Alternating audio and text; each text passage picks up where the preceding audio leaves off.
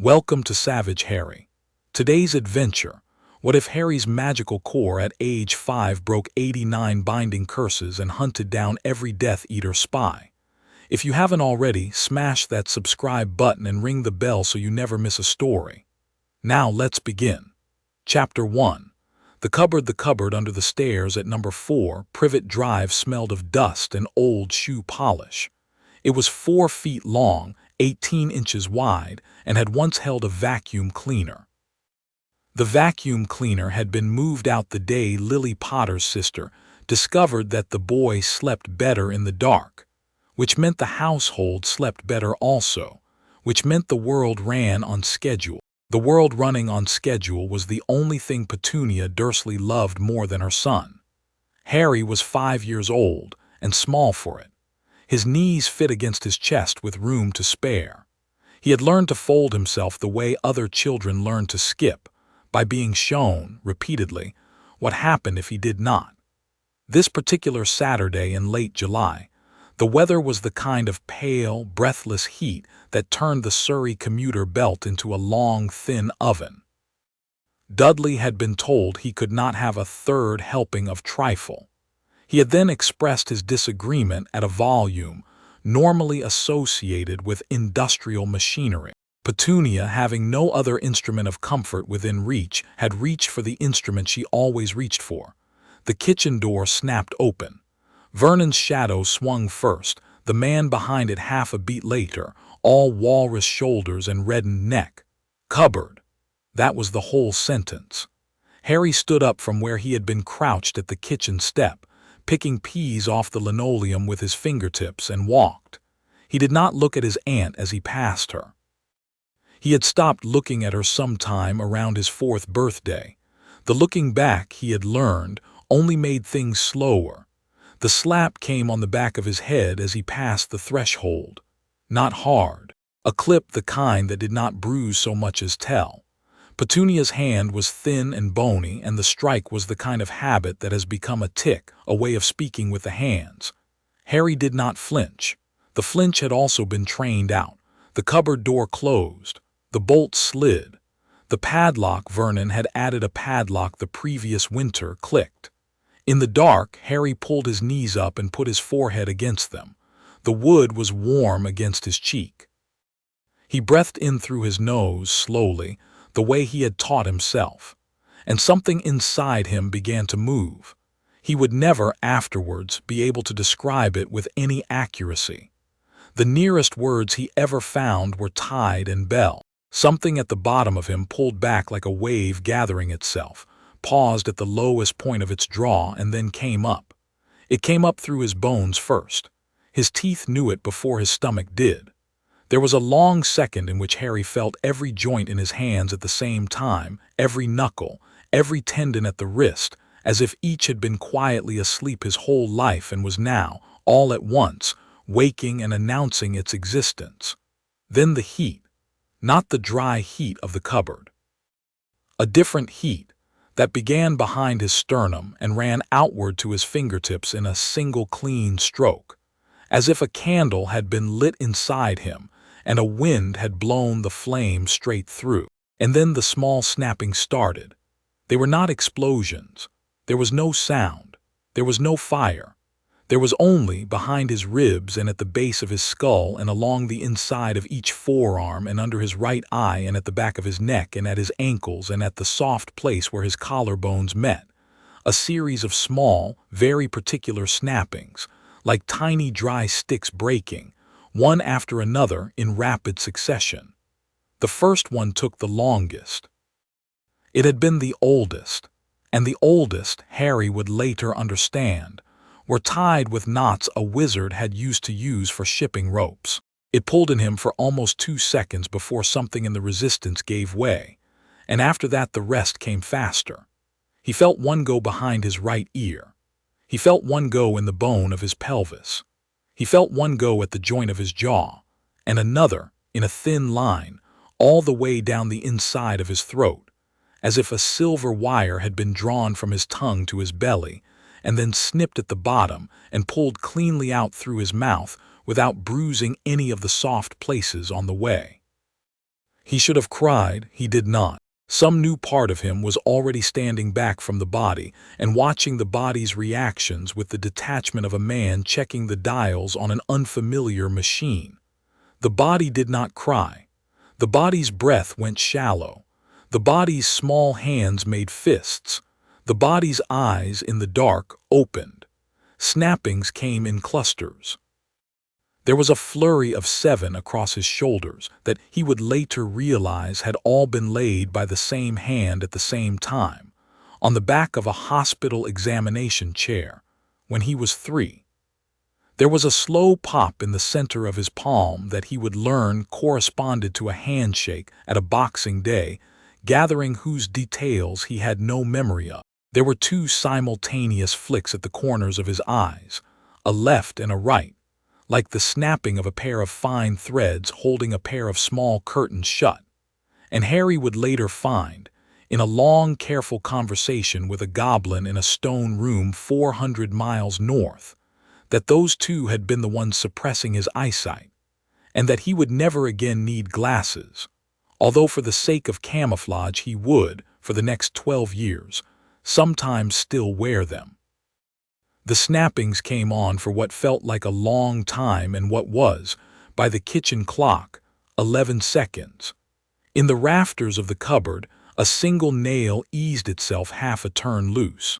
Outside, in a stone office 400 miles north and several hundred feet underground, a goblin in a brass-rimmed monocle looked up from a ledger. The monocle had clouded. The monocle had not clouded in 940 years. The goblin set his quill down very carefully and stood up. In the Department of Magical Catastrophes, on the 8th floor of the Ministry of Magic, an instrument that had been built in 1782 to register what its designer called events of standing wave significance, began to chime. It had not chimed since the Great Fire of 1834. The night clerk, a junior named Pottinger who had been engaged in private correspondence with a young witch in Cornwall, looked at the instrument, blinked, and then looked at it again. The chime was steady. The chime was patient. The chime was, in a way Pottinger could not articulate looking back at him. On a hill in Albania, a thin coil of smoke that had been mistaking itself for a stag's breath for the better part of 3 years went still. The coil did not have eyes. It did not need them. It had felt, very distantly, the way a man with a missing leg feels rain on the leg that is no longer there. A sudden absence. Several of its threads it had spun outward across Britain like a spider extending toes onto a web, had simply stopped reporting back. The coil did not yet understand. It only understood that something had moved. In the cupboard the snapping stopped. Harry breathed. He sat very still for what felt like a long time. The dark of the cupboard was the same. The dust was the same. The shoe polish smelled the same. Nothing in the world outside him had changed. Everything inside him had. He could hear, for example, the kitchen clock. He had always heard the kitchen clock. It was a heavy round thing on the wall by the fridge. But he had not before heard the individual click of each second's tooth catching. He could hear his aunt's slippers on the hallway carpet, 3 rooms away, and could tell from the small drag at the end of each step that her left ankle had been bothering her since Tuesday.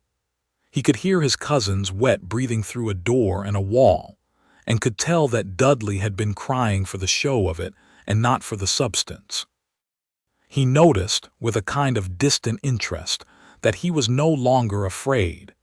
He had been afraid for as long as he had been a person. He had been afraid in the way a small mammal is afraid of an overhead shadow automatically in the muscle before the thought. The fear had been the temperature he lived in. He had not known it was a temperature because he had never been anywhere else. Now it was gone. He searched for it inside himself, the way a tongue searches for a missing tooth. Nothing. There was a quiet, cool space where the fear had been. He probed at it again. Still nothing.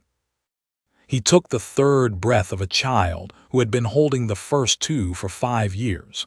Then he started to think. This is the part that later Skarnak, son of Garnak, would consider remarkable.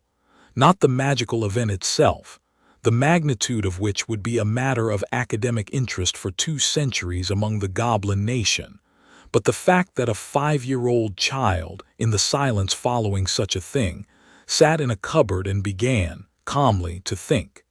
He thought first about Aunt Marge's friend. Aunt Marge had brought a friend the previous March. The friend's name had been given as Mr. Trent, and Mr. Trent had been a small, plump, watery man who had laughed at all of Vernon's jokes a half-second after Vernon laughed at them. He had ruffled Harry's hair once, an action that Harry now understood had not been the casual gesture it had appeared to be. There had been something under the fingertips, a small thread that Harry had not noticed at the time because the thread had been designed not to be noticed. He thought second about Mrs. Figg. Mrs. Figg, the cat woman at number 12, had been a fixture of his summers since he could remember. She gave him tinned biscuits and called him dear. She had on 3 different occasions introduced him to a boy roughly his own age, a different boy each time, and yet Harry now realized the same boy, same flat eyes, same too careful smile, same way of standing a half-step too close to Harry when no adult was watching. The boy had patted Harry's shoulder once. The boy had touched Harry's wrist twice. The boy had once taken Harry's hand for the briefest of moments to lead him to a chair. Each contact had been a thread. He thought third about the doctor at the hospital, the time he had fallen off the slide. The doctor had pressed his small, cold hands to Harry's temple under the pretext of checking for concussion. Another thread. He thought fourth about a nurse at the school, a particular man at the bus stop, a woman in a tea shop in Little Winging he had been to exactly once, a waiter at a steakhouse Vernon had brought them to for his anniversary. In the dark of the cupboard, very small, very still, Harry began to count. He counted to 89. He counted them by the small, dry snappings he had felt inside himself, each of which he could still, if he closed his eyes, taste the memory of. A thin, sharp click here, a deeper one there, a soft popping at the base of his neck, a brittle one at the inside of his left elbow. He counted them by the absence.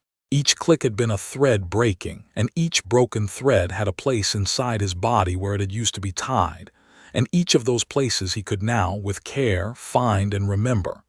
89 threads. 89 hands, or 89 touches by fewer hands repeated. He sat with this for a while. He was 5. He understood the count without understanding what to do with it.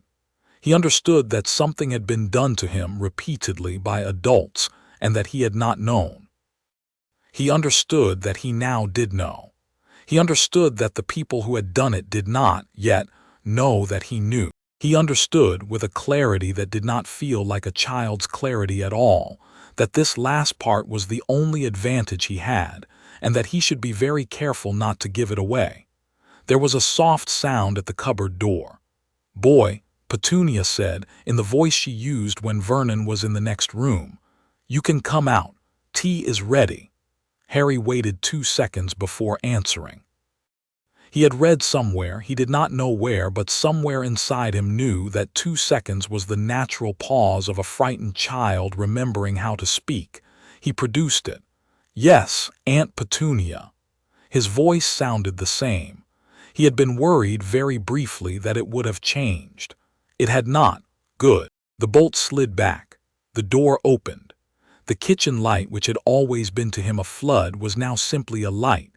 Petunia stood with her hand on the knob, and Harry looked up at her with what he hoped was the exact expression he had always worn, which was no expression at all. For a fraction of a second, something in her face moved, not on the surface, behind the surface. A small recalculation, a small uneasiness, gone again the moment her eyes adjusted to him. He thought, "I will need to be more careful with her than with the others. She is not in on it, but she watches." He climbed out of the cupboard. He stood up. He went to the kitchen. He ate tea quietly. He did not look at Vernon. He did not look at Dudley, who was eating with both hands. He looked instead at the small things. The lace curtain. The angle of the sun on the table. The way Vernon's neck folded over the collar of his shirt when he chewed. The way Petunia held her teacup with 3 fingers and her little finger lifted, an affectation she had brought home from a single visit to a tea room in 1972. He filed every detail. He did not know yet what he would do with any of it. He filed it anyway. After tea, he was told to sit in the front room and watch the television, by which Petunia meant be visible but silent. He sat. The television showed a man in a suit talking about house prices. Harry did not watch the television. He watched, instead, the reflection in the dark glass of the cabinet by the window, which showed the garden behind him. There was a man in the garden. The man was very small. He was perhaps 3 feet tall. His skin had the gray-green look of a stone that had been kept in a river. He wore a long coat of an indeterminate brown, and a hat of a kind Harry had only seen in old paintings. The man's eyes, even at the distance and through the reflection, were yellow as a goat's and entirely calm. The man inclined his head slightly towards the window. He did not knock. He did not gesture. He waited. Harry waited too. After a few minutes, Petunia called Harry to wash up. Harry washed up. He was sent to the cupboard at 9:30. He went quietly without a fuss. The bolt slid. The padlock clicked. He sat in the dark. The dark hummed. Then very softly the wood of the cupboard wall, the one that backed onto the garden, opened. It did not open like a door. It opened like a curtain, the planks parting and rejoining without breaking, as if Harry were sitting in a tent and a finger had drawn aside a flap of canvas. The man with the yellow eyes stepped through. The cupboard was suddenly, impossibly, large enough to contain him. "Master Potter," he said, in a voice like a stone being slowly turned over, "my name is Scarnack, son of Garnack, of the second seal of the bloodline office of Gringotts. I have been sent on behalf of the goblin nation." He bowed. It was a small bow. It was the smallest bow Harry had ever seen and somehow also the most formal. "You have made," Scarnack said, "an interesting noise." Harry, who had not in his 5 years of life ever been addressed as master anything by anyone, looked at the goblin steadily. He found that the cool place where his fear had used to be was, in fact, infinite. He could pour many things into it, and the depth would receive them without registering. He found also that he believed the goblin. He could not have said why. There was a quality to Scarnack's stillness that recognized something he had only that afternoon discovered was inside him, and recognizing it, did not need to address it directly. "Who set the threads?" Harry said. Scarnack's lipless mouth made a shape that on a man would have been the beginning of a smile. "That," he said, "is a long answer. Some of it I know. Most of it I do not. The full answer will require time. May I sit?" He sat. The cupboard accommodated him. "There are 89, said the goblin, who appeared to have counted them too, and they are layered.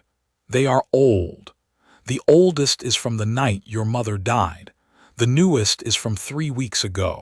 They were laid by a coordinated network, which is to say by more than one party who agreed, at different times and for different reasons, that the convenience of a quiet Potter boy was an outcome worth the cost of cooperation. We do not, on the whole, approve of such arrangements.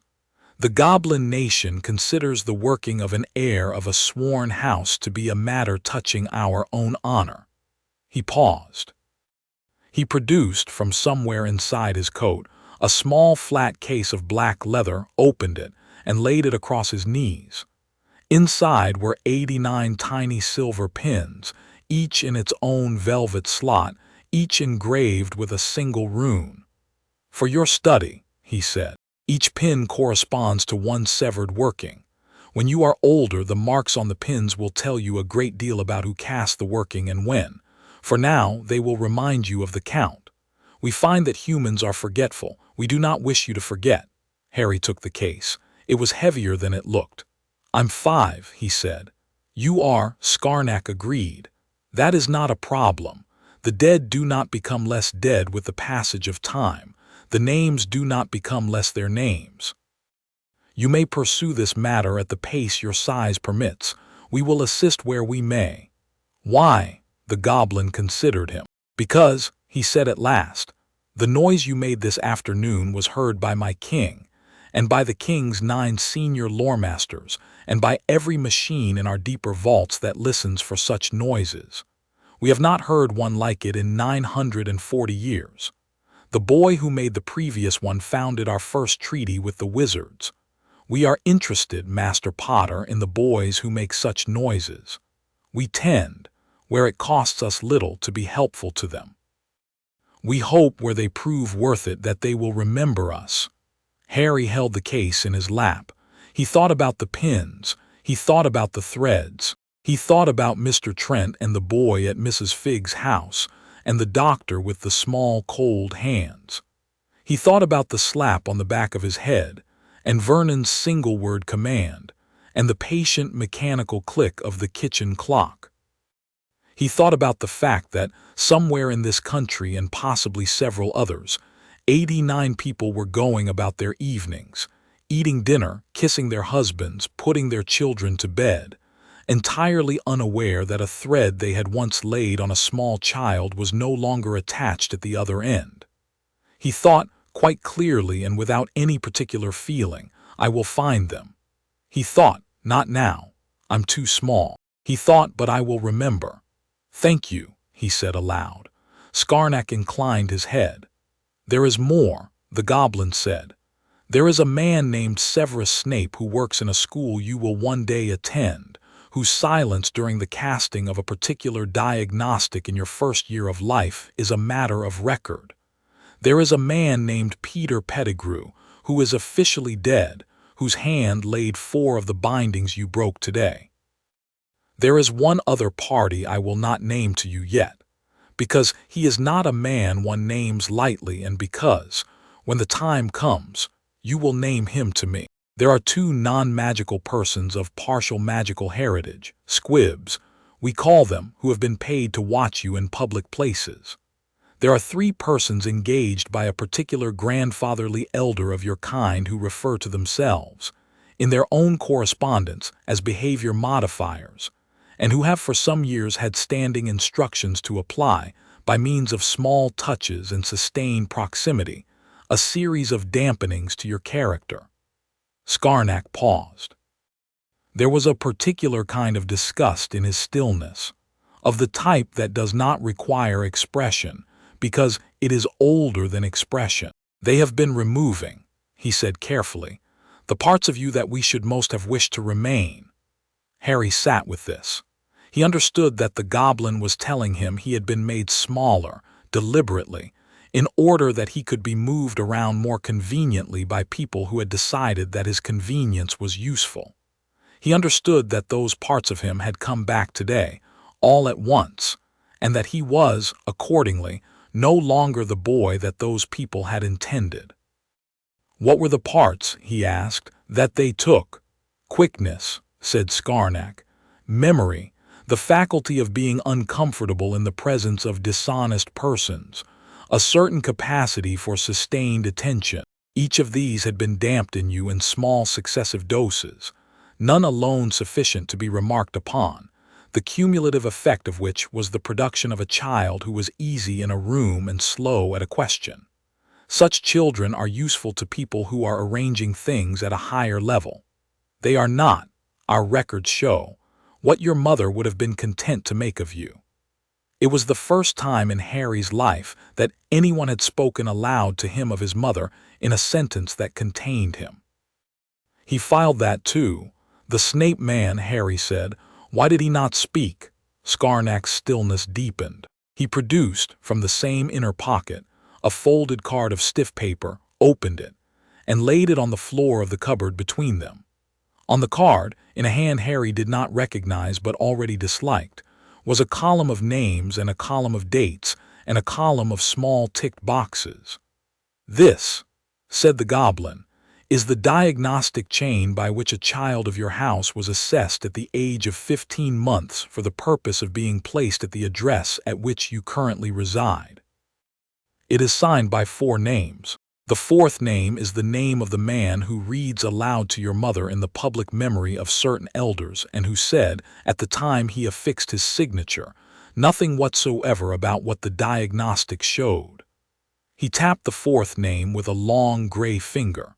What did the diagnostic show? Harry said. That you were a potter, that you were healthy, that you had survived the working that ended your mother. That the working had left behind, in your forehead, a fragment of the man who had cast it, and that the fragment could in principle be removed by competent hands at any time the elders chose to engage them. The elders did not so choose. The fourth signature did not so object. The diagnostic was then filed. He is, Harry said, working the words out slowly on the list. He is, Scarnack paused. We would advise patience with him. He is not, as the others on your list are, entirely without complication. His silence on the diagnostic was, we believe, born of certain debts to your mother of which he is privately and painfully aware. He has not undone the silence. He has not earned to be a man you call brother. He has not, on the other hand, been the architect. He has been the third or the fourth person in the room at moments when he might have been the first. The goblin nation makes no recommendation as to his ultimate disposition. We note only that the matter has gradations. Harry took this in. He did not yet fully understand the gradations. He suspected he would in time. And the architect, he said. You will recognize him, the goblin said, when you see him. He smiles. There is in the way that he smiles at children a particular quality of arrangement. He has arranged you. He has arranged a great many things. He is the oldest name on this list, and he will, when you are ready, be the last. We caution you against contemplating him at length until you have practiced on the smaller ones. There is no honor in losing a quarrel one was not yet prepared to begin. Practiced, Harry repeated. You are 5, Scarnack said calmly. You will not begin tonight. You will not begin this year. You will, when you begin with someone whose loss will not be noticed beyond a small obituary in a regional paper. You will learn from each one what you did not know before you began. You will do this without ever, at any point, allowing the others to learn that you have begun. By the time the architect sees it, you will be standing on the steps of his own house, and he will be the 89th and not the first, and he will not by then be in a position to refuse you. Harry sat very still. That, he said at last, sounds correct. It is correct, Scarnack said, and his lipless mouth made the small not quite smile again. It is correct because it is the way the goblin nation would do such a thing, and we are, on the whole, the people who have been alive longest in this island, and have the most experience of arranging the orderly conclusion of long quarrels. He understood that they did not know this yet. I would like a piece of graphite, he said. Scarnack produced one from a pocket. It was a thick black stub, the kind a carpenter uses. Harry took it. He turned in the cupboard to the wall beside him, the wall he had stared at in the dark for 2,000 nights, and on the wood in small careful letters he wrote a name, Trent. He wrote it without underlining. He did not strike it through. The strike-through would come later when the man whose face had been called Trent, whatever his true face turned out to be, was no longer in a condition to be called anything. I would like, Harry said, to know how to keep this hidden. Scarnack considered the wall. We have a small craft, he said, for surfaces of this kind. The writing will appear only to the eye that made it, and only when that eye wishes to see it. The wall will, to all other eyes, remain wall. He passed his hand across the planks. The graphite letters briefly glowed silver.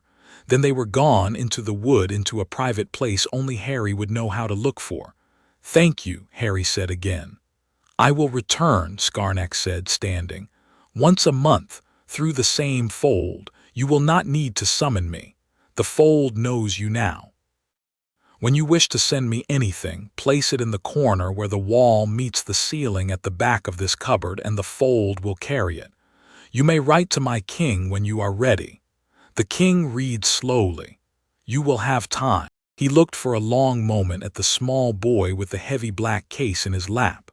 "I am sorry, Master Potter," he said, "that you have had to learn so much at once." "I haven't," Harry said. "I always knew, I just didn't have the words." The goblin inclined his head once more and stepped backwards into the wall, and the wall closed behind him as if it had never opened. Harry put the case down beside him. He put the graphite stub on top of it. He lay down with his cheek against the warm wood and closed his eyes. In Albania, the thin coil of smoke that had once been a man rotated very slowly in the still air of a hut, and considered the absence at the edges of its web. The absence had a shape. The shape was small. The shape was, the coil felt, a child. The coil did not yet know which child, though it suspected. It had felt this particular configuration of severances once before in a cottage in Godric's Hollow, and the configuration had not then ended well for the man whose name the coil could not quite remember. The coil whispered to itself, in a long, thin breath that disturbed no dust. "SSSO," it said. And in the department of magical catastrophes, the chime stopped. Pottinger, the night clerk, waited a long minute. He noted the time in the log. He decided that he would tell his superior in the morning. He decided, eventually, that he would not. He decided, finally, that he had imagined it. The instrument from 1782, having delivered its message, settled back into its case and gave no further trouble for 31 years. And in a small dark cupboard under the stairs at number 4, Privet Drive, a small dark boy slept the first untroubled sleep of his life, the case of pins under his hand, the names already beginning to gather behind his eyes the way bright stones gather at the bottom of a clear stream. He would be patient. He had time. He was, for the first time, a person. He woke at 5:43 the next morning to the sound of the milk float 2 streets away. He had never heard the milk float before. He lay still in the cupboard and listened to it. The soft electric hum, the clatter of bottles in their wire crate, the small grunt of the milkman as he set down a doorstep order at number 11. Harry could hear, beyond all of that, the slap of the man's left sole against the pavement, which dragged a quarter-second behind the right, and from this Harry knew without thinking about it that the milkman had a sore heel he was favoring. This was new. This was, he thought, going to be useful. At 6, Petunia came down the stairs. He heard her dressing gown on the carpet. He heard her stop briefly, outside the cupboard door, as if listening for breathing on the other side. He produced for her the breathing of a sleeping child, slow, soft, with the small whistle on the out-breath that Dudley sometimes made and that Harry had practiced once and not yet had occasion to use. She stood for 3 seconds.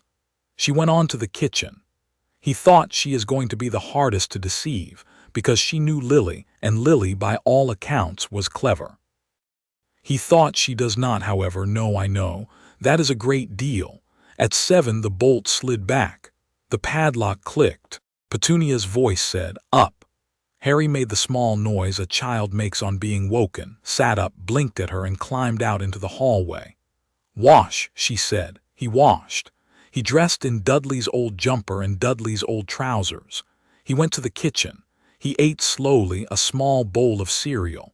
He listened to Vernon read aloud the front page of the Telegraph, which Vernon did every morning to demonstrate that he was a man who took an interest in the world.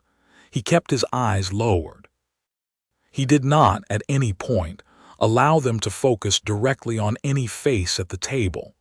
At 9, Petunia announced she was taking Dudley to Mrs. Figg. Harry, who had been told he was not invited to Dudley's outing since the age of 3, did not look up.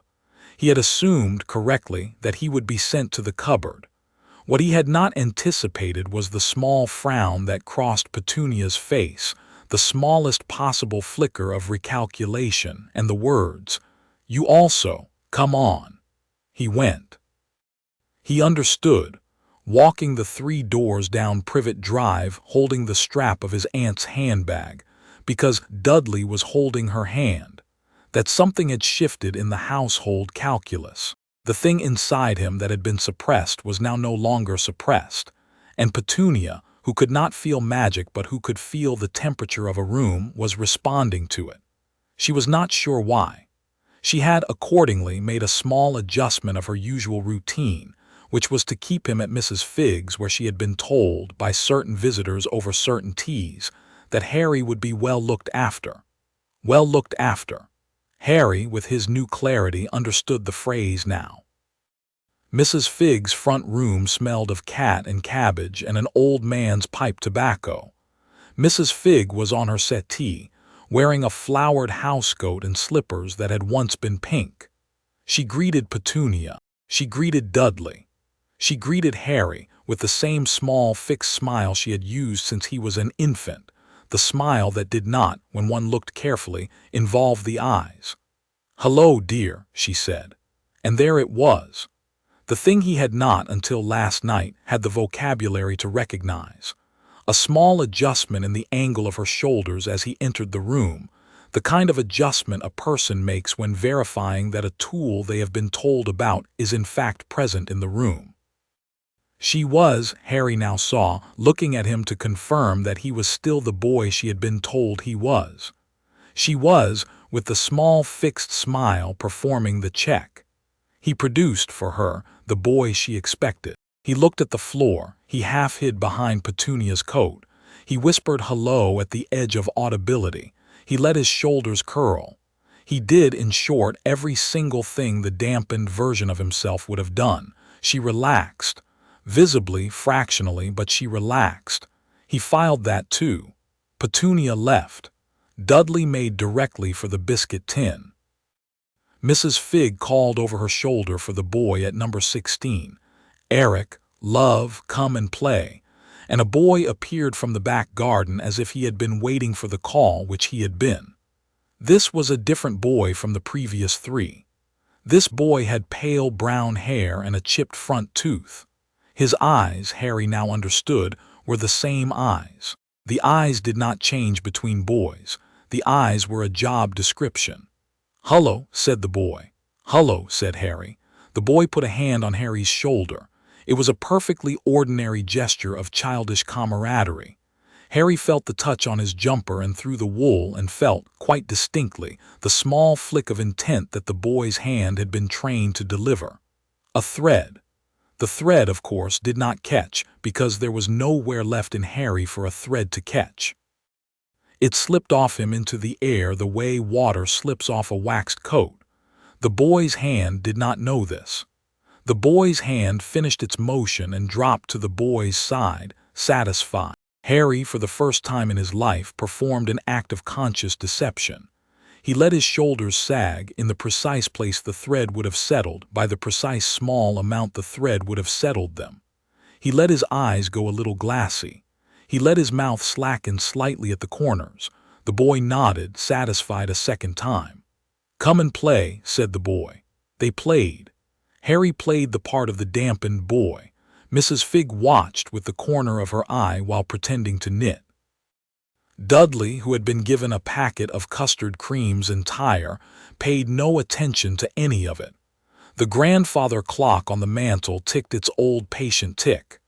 At noon, Petunia returned. Harry, on Mrs. Figg's settee, looked up with the same small underwater look he had been practicing for 2 hours and let his aunt take him home. As they walked, he heard, behind him, the soft click of Mrs. Figg's front door, and beyond that, in the next room, the boy with the chipped tooth saying to her in a much older voice than he had used with Harry, "He's fine. Still fine. The signal's good." Harry let no muscle of his face move. That afternoon, in the cupboard when he was alone, he took out the case of pins. He found the pin he believed corresponded to the boy with the chipped tooth. There were certain runes that, Scarnack had told him quickly before leaving, denoted a pattern of repeated low-grade touches by an agent under proximity cover, and he set it apart from the others. He did not, yet, write the boy's name on the wall. He did not know the boy's name. He would learn it. He would learn all the names. He returned the pin to its slot. He closed the case. He pushed the case to the back of the cupboard, into the corner where the wall met the ceiling, into the small fold where it would be safe. He laid his head on his folded arms. He thought, calmly, of the boys too. He thought of Mrs. Figg's smile. He thought of Petunia's recalculation. He thought of the kitchen clock with its small, patient tick, and of the milk float at 5:43, and of the silver wire that had been pulled out of his throat without breaking him. He thought of his mother, whom he had been told had been clever. He thought he would like to live up to that. He fell asleep again, in the cupboard, the case of pins now invisibly in the wall. The 89 names a small, careful weight in him, the first one inscribed on the wood by his head in graphite no one would see. Outside, in Surrey, the rest of the day passed quietly. A man in a tea shop forgot, briefly, the order of a customer he had been about to serve and had to ask the customer to repeat it. A doctor at Stoke Manville Hospital was overcome, for no reason he could discern, by a sense that he had once handled something fragile and now could not remember what it had been. A nurse at St. Mary's dropped a file. A waiter at the steakhouse Vernon had once visited stood very still by the kitchen door for 40 seconds and was reminded by his manager to please continue with table 4. None of them connected the small lapse with the small boy in Privet Drive. None of them ever would. And in Albania, the thin coil of smoke composed itself very carefully and began the slow work of finding out, by means of certain whispers in certain bones, which of its threads had gone dark, and where and why. It would take the coil 3 years to assemble a working theory. It would take it 12 to assemble the man. By then, the boy in the cupboard would no longer be in the cupboard. By then, the boy in the cupboard would have a great deal to do with the matter. Chapter 1 End Chapter 2. The ledger. There is a kind of patience that belongs to professional men, and there is a kind of patience that belongs to children. They are different things. Professional patience is sustained by the knowledge of a reward. Childhood patience is sustained by the certainty that the present is simply the world. For 3 years after the night in the cupboard, Harry employed both, and the household at number 4, Privet Drive, did not notice the difference. The boy who was now living in the cupboard wore Dudley's old clothes, ate the smaller portion at every meal, said yes and no in the right places, and produced, at every angle of observation, the precise dampened child the network had been told to expect. He flinched when he was meant to flinch. He stammered when he was meant to stammer. He cried very rarely in the manner of a child who has been quietly broken on a long timetable, and never long enough that anyone in the house was inconvenienced. He was, in short, an unimpeachable performance of a child. This took work. It was the first work he had ever done that was his own. He found that the easiest way to maintain the performance was to make it as small as possible. Big lies require maintenance. Small lies fold into routine. He did not try to seem stupider than he was. He simply made sure that his cleverness did not enter the visible field. He answered questions the way an averagely tired 5-year-old would. He moved his hands the way an averagely tired 5-year-old would. He sometimes, in the afternoons, sat down in the middle of the garden and watched a beetle for 30 minutes, the way an averagely tired 5-year-old might. He learned, watching the beetle, the names of 3 streets over which the goblin nation had also placed its quiet eye, and which a beetle could carry between them without arousing comment. Skarnak came on the new moon of every month. He arrived through the fold in the cupboard wall, generally between 9:30 and 10 in the evening, and he stayed for as long as the conversation required, which at first was not very long, and which by the end of Harry's 7th year had begun to be considerable. The lessons in those early months were practical. Skarnak taught him how to breathe. He taught him 3 syllables. They were not words in any language Harry knew, and Harry never learned what they meant, which when said in succession on a slow exhalation, gathered the magic in him back down into the small pool from which it had first risen, so that it did not, in moments of disturbance, leak up into his hands and onto the kettle and onto the curtains and into the eyes of anyone who happened to be in the room. Vernon, Scarnack observed dryly, was not a man who would notice a kettle that boiled itself. Petunia, Scarnack observed less dryly, was a different proposition. Harry practiced the 3 syllables until they were as automatic as a yawn. He practiced them while he was being yelled at. He practiced them when he was hungry. He practiced them once in the back of Mrs. Figg's house, when the boy with the chipped tooth made another attempt at a thread and almost provoked the magic to surface in defense. The syllables held. The boy left, satisfied. Scarnack also brought, on the second visit, a book. The book was bound in a kind of dark gray leather Harry did not recognize. The cover bore a single rune, slightly raised, that Harry came to learn meant something close to "Do not be a fool." It was not, Scarnack explained, a magic book. It was a primer for the children of certain old goblin houses, used to teach them between the ages of 5 and 10, how to think about the things their fathers were going to teach them after 10. It had no spells. It had no enchantments. It was, in the most literal sense, a book that taught a child to be careful. Harry read it under the cupboard light he had begun, with no spell at all and a single match he had borrowed from Petunia's kitchen drawer, to maintain in the corner of the ceiling as a slow, controlled, almost invisible glow. The light was hardly any light. It was the color of a coal a long time after the coal has gone out.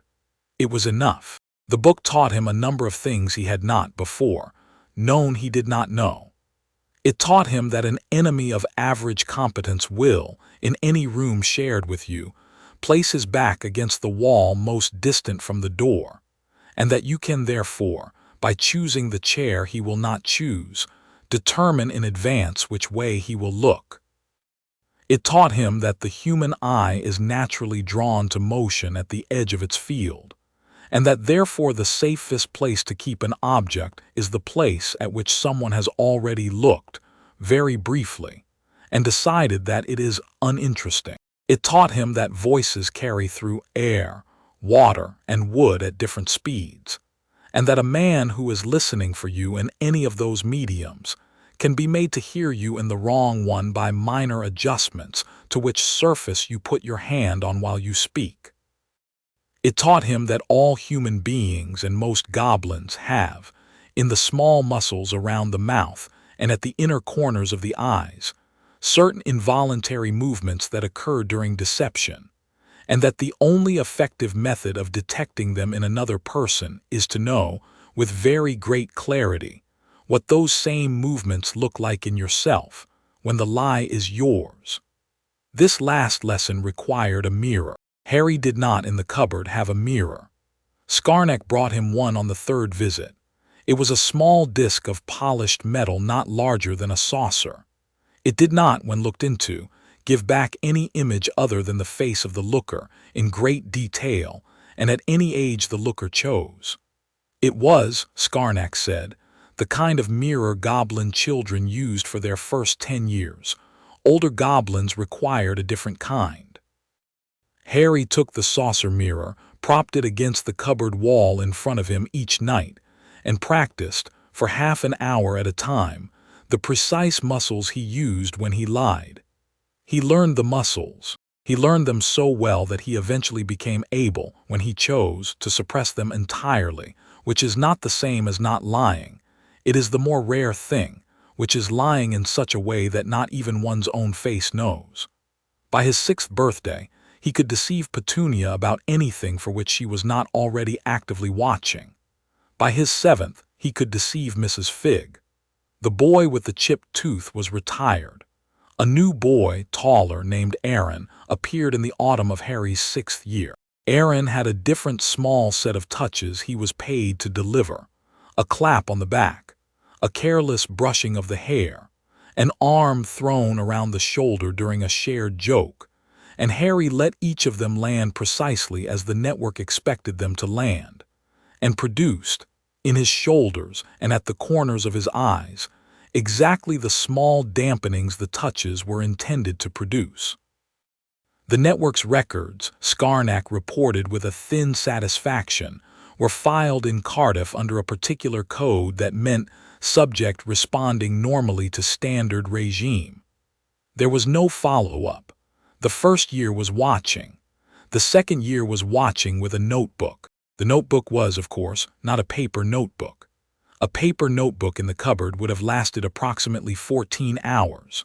The notebook was a small flat object of white stone, the size of a playing card, that Skarnak had brought him on the fourth visit, and on which Harry could write with the graphite stub, and from which he could erase what he had written by pressing his thumb to the center of the stone, and which, when concealed in the fold of the cupboard wall, was as a piece of cupboard wall to any eye but his.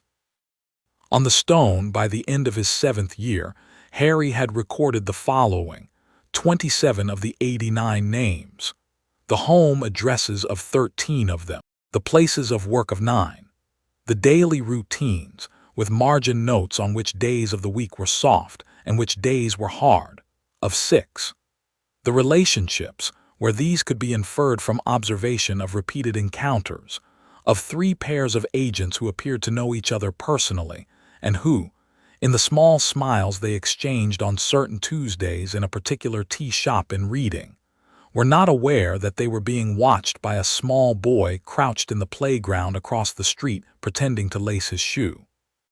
Skarnak read the stone aloud the first time he saw it with something Harry decided to call approval. "Master Potter," he said, 27. 27 so far. 27 of 89 is a fraction my king will appreciate. There will be more. There will be more, Skarnak agreed. A goblin liaison does not, as a general matter, praise. He says what he sees. Skarnak said, "Your notation is sound. You have spelled 3 of the names incorrectly. I will correct them. In return, I will ask you a question I have been instructed to ask." "Yes, Master Potter." "How is it that you have crossed the street 6 times this autumn to follow a man whose face you had not seen before, only on the suspicion that he might be a name on our list?" "He always carried his right hand a half-inch closer to his coat pocket than his left," Harry said.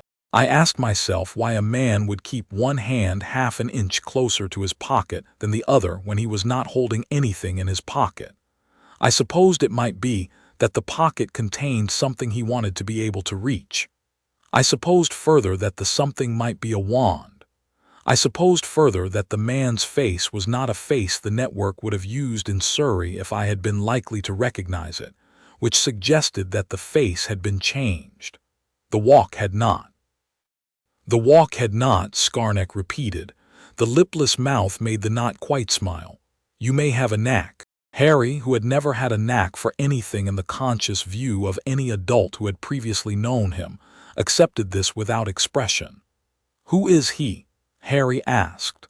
"His true name is Padraig O'Hannigan.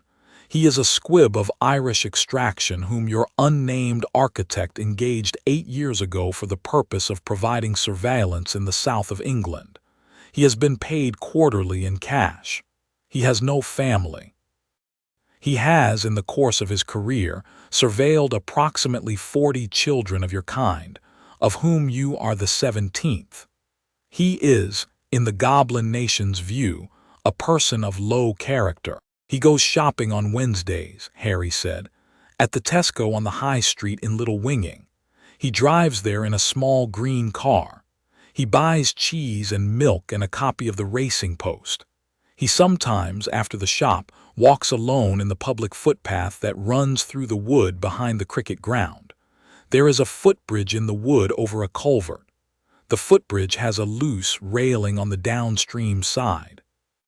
He always rests his hand on the loose railing when he stops to light a cigarette, which he does every time halfway across." Skarnak considered this for a long, slow breath. "You are 8, he said. I will be 8 in 3 months. You are speaking of the disposition of a man. I am speaking of the disposition of a name. The goblin watched him. The yellow eyes did not move. I will not assist you in such a matter, Master Potter, Skarnak said, not because I disapprove.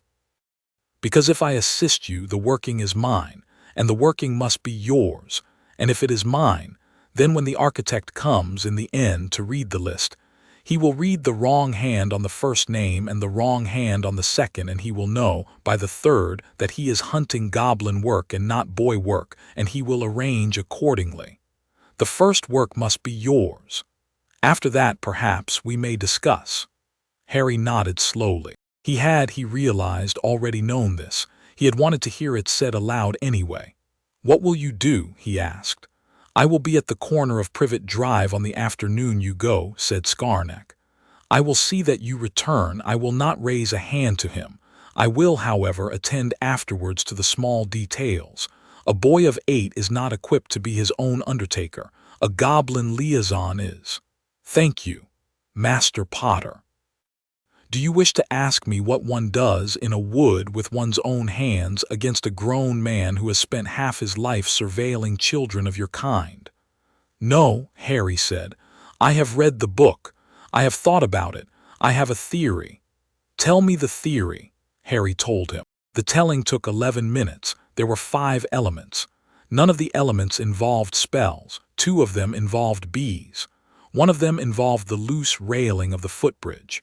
The remaining 2 were the kind of details that, even spoken aloud in a cupboard to a goblin in the depths of a Surrey night, Harry preferred not to commit to memory in any voice but his own.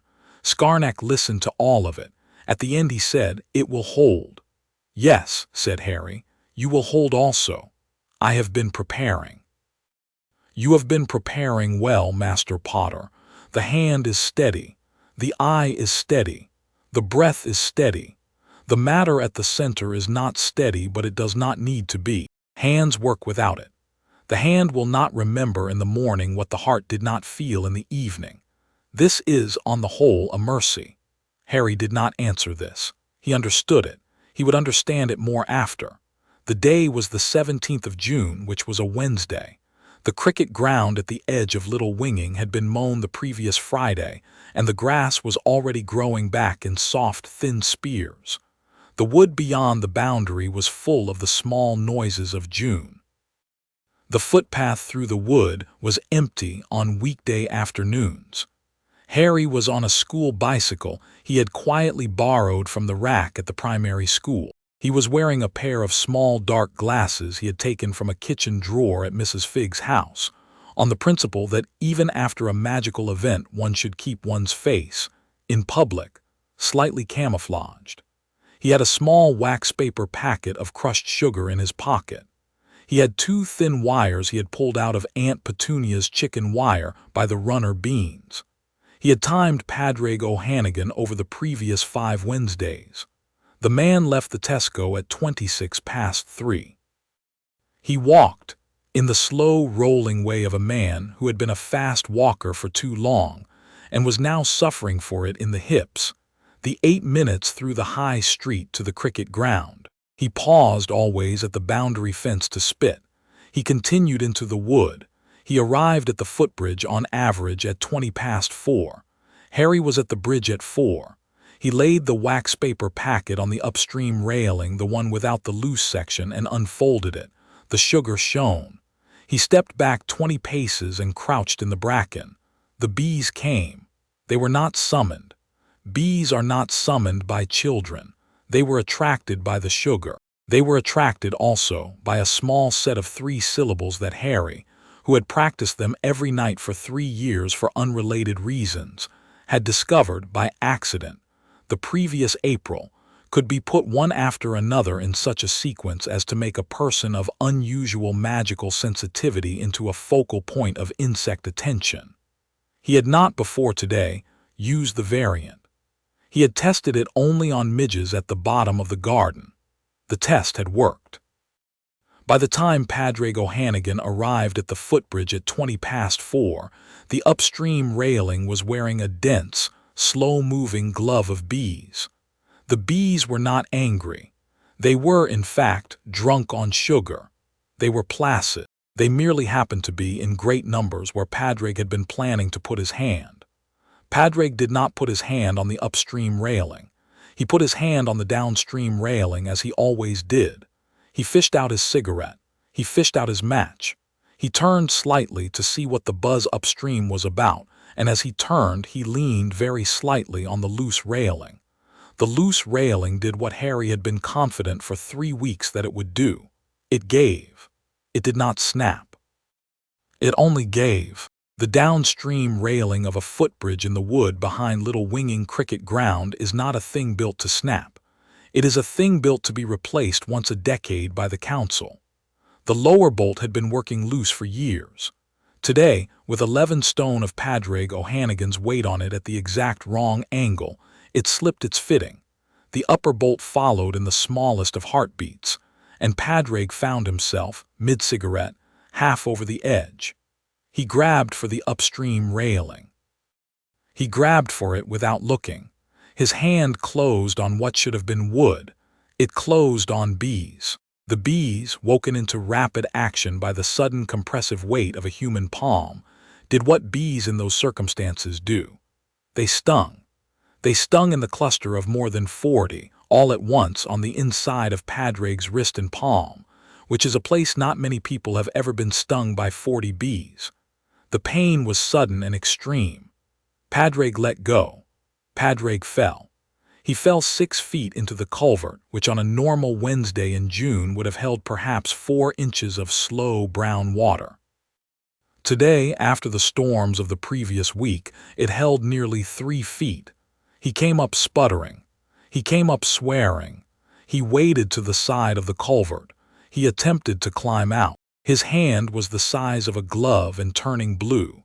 His other hand was fumbling for the wand in his pocket, the wand he had carried for 30 years for a squib's reasons of comfort, even though it had never produced a single spark for him in his life. The wand was wet. The wand fell out. The wand floated downstream. Padraig sat down in the culvert. He breathed in a high, thin wheeze. His airway was constricting. He had not known, in 51 years of life, that he had a violent allergy to bee venom, because he had never, in 51 years, been stung by more than the single bee. 40 was a great many bees. He did not, in the end, make it out of the culvert. He sat with his back against the brick of the wall and his swollen hand in his lap and his face slowly purpling. And after some time he stopped wheezing because he had stopped breathing. And after some further time, the bees decided that he was not threatening any further and dispersed. And after some still further time, the sun moved a little to the west and lit the wood at a different angle, and Harry in the bracken stood up. He approached the footbridge. He did not look down into the culvert. He did not need to. He picked up the wax paper packet, which still bore the faintest dusting of sugar, and folded it small and put it back in his pocket. He climbed off the footbridge on the downstream side, the side which now had no railing, with the careful balance of an 8-year-old who had spent 2 months practicing on the climbing frame at the primary school. He walked back through the wood by a path he had not used coming in to the bicycle. He pedaled the 4 miles home. He arrived at number 4 at 5:20. Petunia in the kitchen asked him where he had been. "Library," Harry said. "What did you read?" "A book about birds." "Birds?" "Yes, Aunt Petunia." "Don't bring birds in the house," said Petunia and went back to her telephone call. Harry went to the cupboard. He sat down. He took out the stone. He took out the graphite stub. He wrote, on the stone in a very small, steady hand, the word Spy 34, Surrey. He drew very carefully a single thin line through them. He thought about Padraig O'Hannigan in the culvert in the wood with his swollen hand and his floated wand. He thought about it for perhaps 90 seconds. He did not, at the end of the 90 seconds, find that he had any further thought to add. He turned the stone over. He erased the line by passing his thumb across it. He stored the stone in its fold. At 9:30 that night, Scarnack came through the fold. "Master Potter, hello, it is done." Yes, the arrangement of the bees was particularly fine. The local police will conclude by tomorrow morning that a middle-aged man with a previously undiagnosed allergy to insect venom fell from a railing that had been a hazard for some years. They will write it in their report. They will recommend that the council inspect the bridge. The council will not, in fact, inspect the bridge. The world will move on. Yes, the Goblin Nation has, on your behalf, retrieved a wand from the lower stretch of the culvert. The wand will not be returned to its owner. The wand will be filed in a small cedar box in a small room behind a small door under a particular gallery of our larger vaults. It will rest there as a record of the matter. Thank you, Mr. Potter. Yes, there is one more question. Yes, how do you feel? Harry thought. I have decided, he said, that this is the easiest of the things I will need to do over the next 10 years. That is not what I asked. It is the only answer I have. Scarnack inclined his head. Very well, Master Potter, sleep well, eat something at school tomorrow. The body, after a working of this kind, requires food for which it does not yet know to ask. Thank you. There is one further matter. Your owl. I do not have an owl. You do not have an owl yet. You will have an owl by Christmas. She is being raised in our southern aviary against the eventuality. She is white and large and notably bad-tempered with persons who attempt to hand her letters that have been written in bad faith. Her name is Hedwig. She has, I am informed, an excellent palate for the small mice of 3 counties. I do not yet need a post owl. You will. She is also an excellent witness when an excellent witness is needed. We are training her in certain matters that go somewhat beyond standard post owl curriculum. I mention her now because if she should arrive at your bedroom window, and you may by next Christmas have a bedroom window, depending on whether your aunt has finally yielded the small spare room to her sense of the proprieties, you should not be surprised. I will not be surprised. Good. He left that night through the fold. Harry slept. He did not dream. He had not in 3 years dreamed at all, which he privately suspected was a side effect of the snappings. The thread that had been pulled out of his throat, perhaps, had taken with it a small machinery in his sleep that produced dreams. He did not, on the whole, miss them. Dreams were a luxury of children whose nights were safe enough to be uneventful, and his nights had never been like that. In the small spare bedroom of number 4, on a Tuesday in October of his 9th year, Petunia, finally driven to it by a remark of her sister-in-law's about the propriety of a growing boy in a cupboard, moved Harry's blanket and a single shelf of Dudley's broken toys upstairs and called it his room.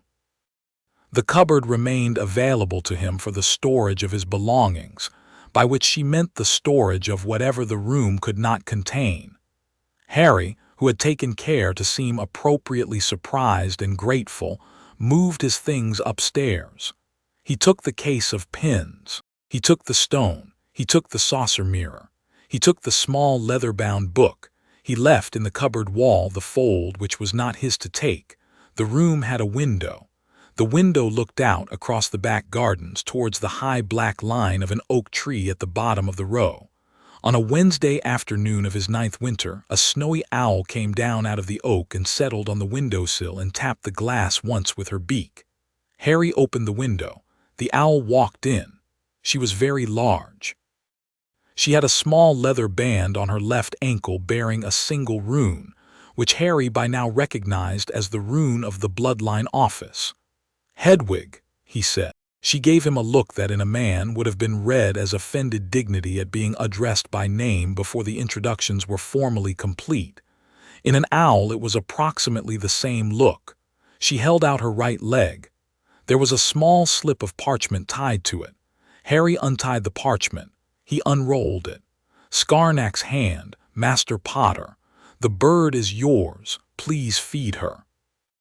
There is a small black pouch in the underwing pocket of her traveling band, containing a small allowance of coin in the form preferred by the Goblin Nation, for the purchase of mice in such quantities as a bird of her stature requires. She will hunt for herself if you do not. She prefers, on the whole, not to. Yours, as Harry fed her the first night on the cold ends of a leftover chicken Petunia had served at dinner and which she had assumed Vernon would finish. Hedwig was scornful of the chicken. She ate it anyway. She perched afterwards on the bedpost. She regarded Harry with one yellow eye for some time, and then by some apparently independent decision closed both eyes and slept. She was, Harry decided, going to be useful. The second name on the stone, by then, had also been crossed off.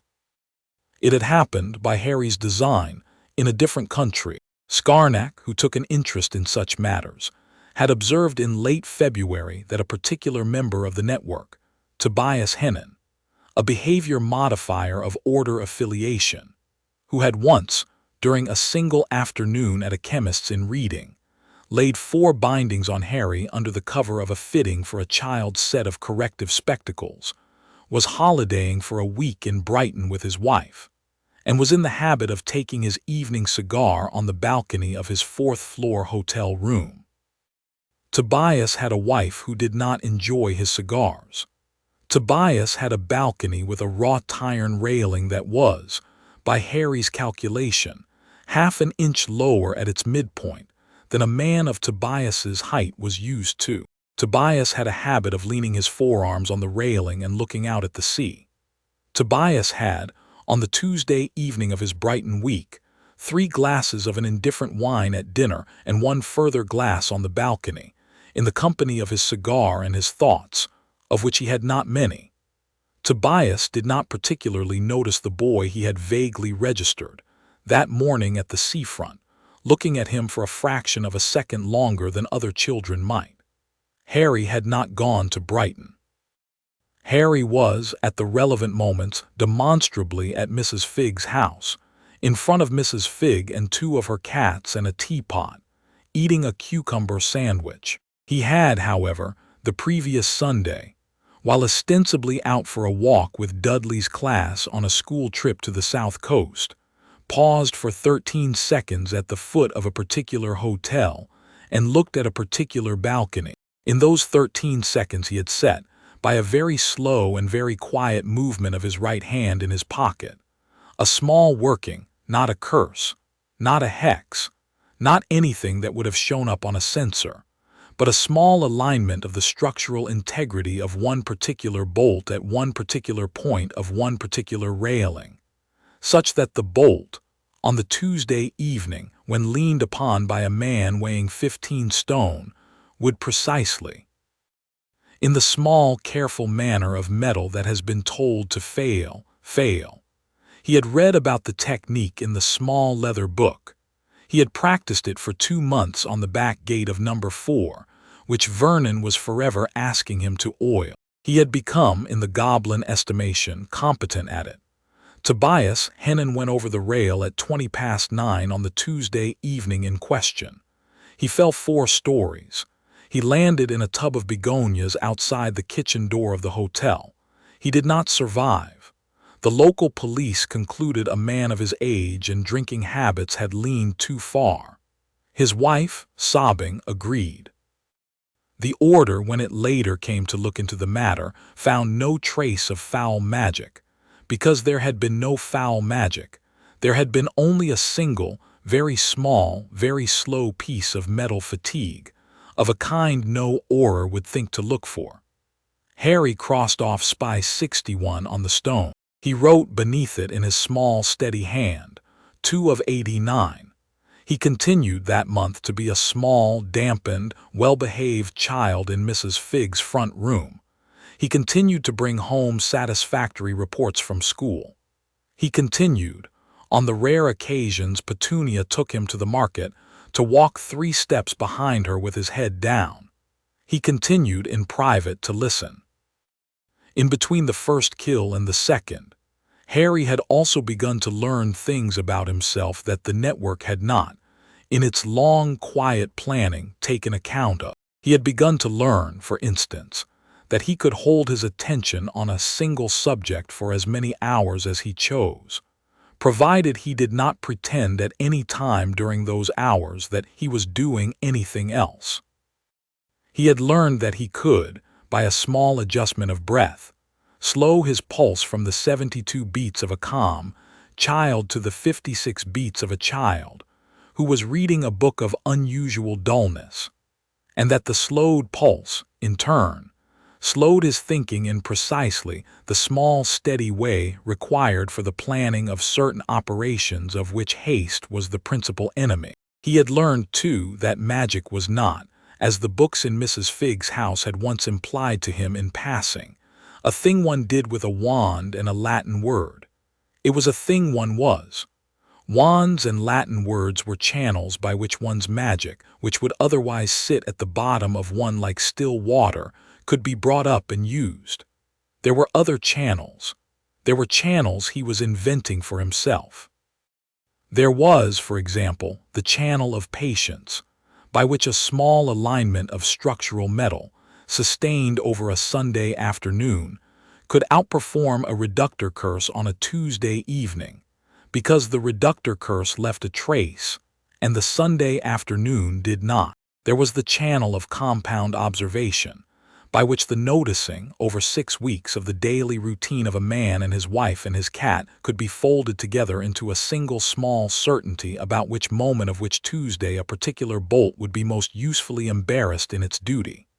Skarnak, on a visit in the spring of Harry's 10th year, said, "Master Potter, some of what you are doing is goblin work. Some of it is not. The part that is not is yours. We are content with the proportions." Do not ask the king to comment, however. He is old enough that he will offer comment in the form of a treaty, and the treaty will require a kind of paperwork neither you nor I are presently equipped to handle. Then we will not ask the king. We will not.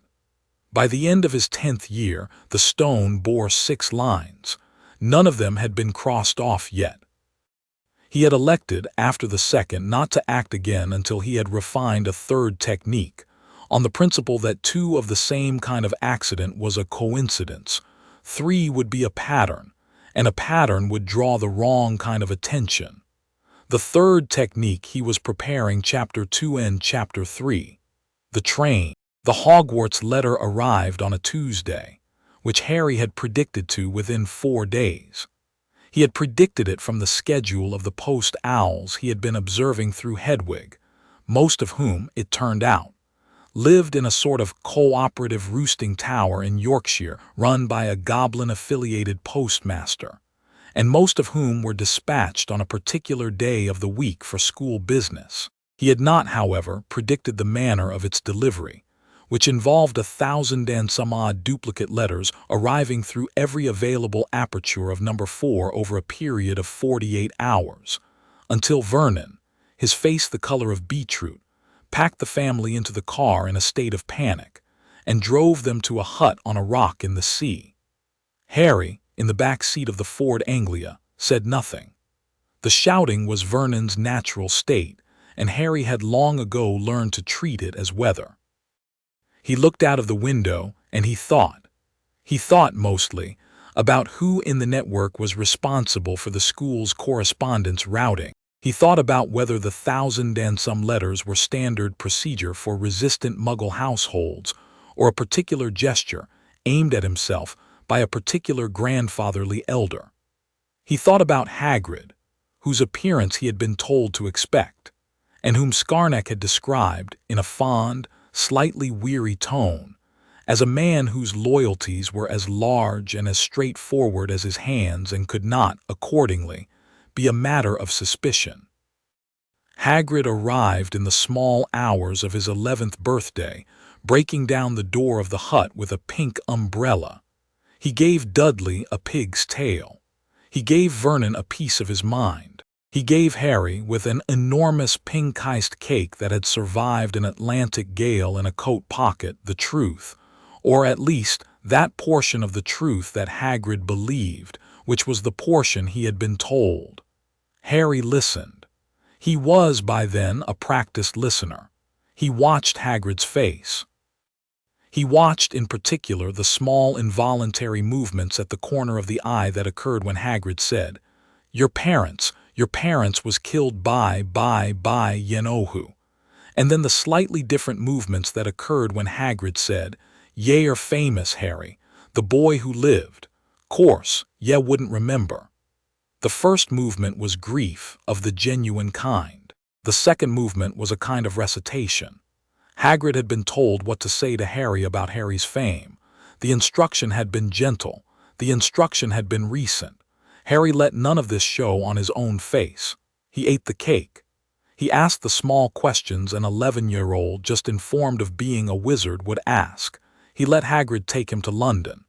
In the leaky cauldron, men and women whose names he did not know rose to shake his hand. Each hand, he noted, was clean. Each hand left no thread. He was, after 3 years of vigilance, sensitive to threads with the precision of a barometer to pressure. He could feel one approaching half a second before it landed and declined by the small inward turn of his fingers to receive it. None of the hands in the leaky cauldron were carrying any. They were just hands. He shook them gravely.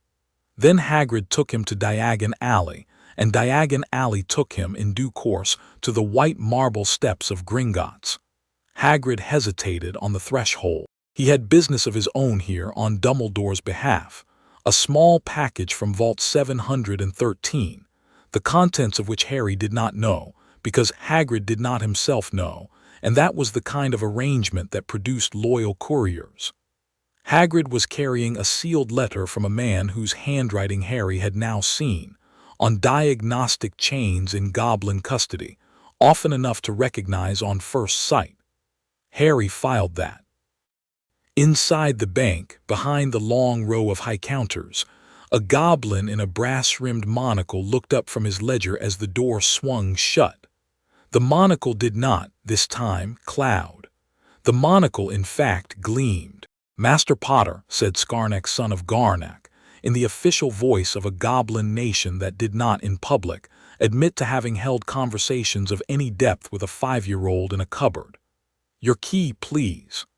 "Mr. Potter's got his key right air," Hagrid said, fumbling in his enormous coat. "And then Professor Dumbledore gave me there's something else, summat from him, you know, Vault 713. "We shall attend to both matters," Scarnack said, and inclined his head. The inclination, to any onlooker, was the small standard courtesy of a goblin clerk to a senior customer. To Harry, it was a greeting between two people who had spoken the previous Wednesday for an hour by candlelight about, among other things, the geometry of the bank's lower vaults. The cart ride down was as it was. Hagrid was sick. Harry was not. He watched the curve of the rails and the angle of the lamp shadows on the wall and noticed, 3 separate times, places where the tracks did not, in fact, go where they appeared to go, small spurs into the dark which Scarnack, beside him on the bench, did not draw attention to, but at which Harry's eyes lingered for the half-second a young wizard's eyes might be expected to linger, before passing on. He filed 3 more details then. His vault was the 3rd stop. The mound inside it was, frankly, more money than he had imagined a single private family could keep in a single place, although he had been told by Scarnack that the figure was not, by the standards of certain other vaults, anything to remark on.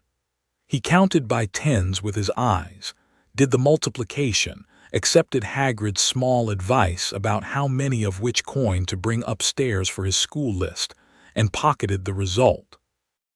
In a smaller side chamber, on a shelf marked only by a thin black band, Scarnack, out of Hagrid's view, in the brief moment Hagrid was being sick again at the cart, placed in Harry's hand a small package wrapped in dark cloth.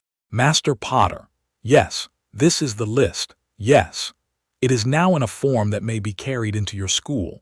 It will appear to the staff who may search your things to be a small notebook of arithmetic. It will respond only to your thumb and only on certain phrases. The phrases are written in your own private cipher on the inside of the back cover.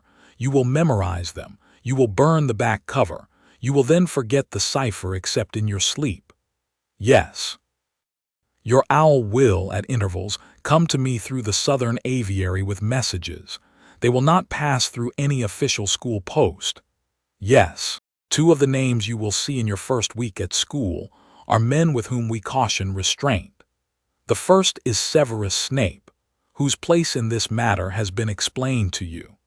The second is a man called Quirinus Quirrell, who has been newly engaged to teach the subject of defense against the dark arts, and who, our southern aviary has been informed by certain ravens of standing, is at present traveling with a passenger of which he is not himself entirely aware.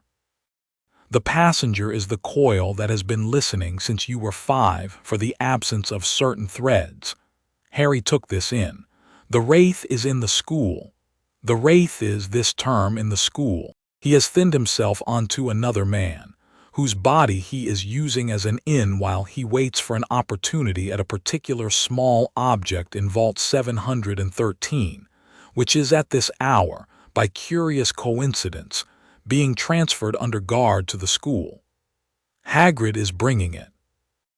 Hagrid is bringing it because the architect arranged for Hagrid to bring it on a Saturday, which is the kind of arrangement a thoughtful chess player makes when he is planning in the long term the deaths of certain pawns. He does not know we know. The coil does not know we know. We do not, at present, wish either to learn that we know. We are, for the moment, watching. Then I do not need to act against the coil this year.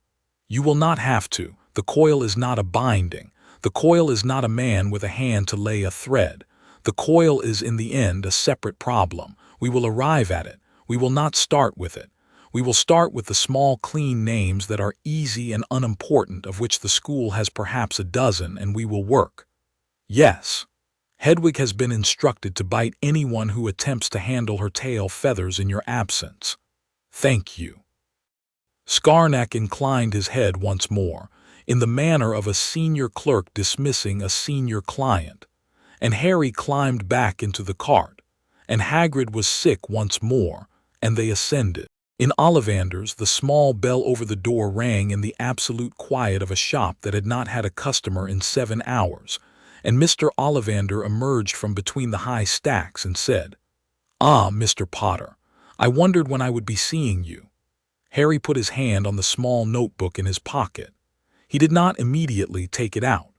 He stood quietly, his eyes adjusted to the brown gloom of the shop, his breath slow, and he watched Ollivander's face. He did not, in the small, involuntary muscles around the eye, find any indication of threads.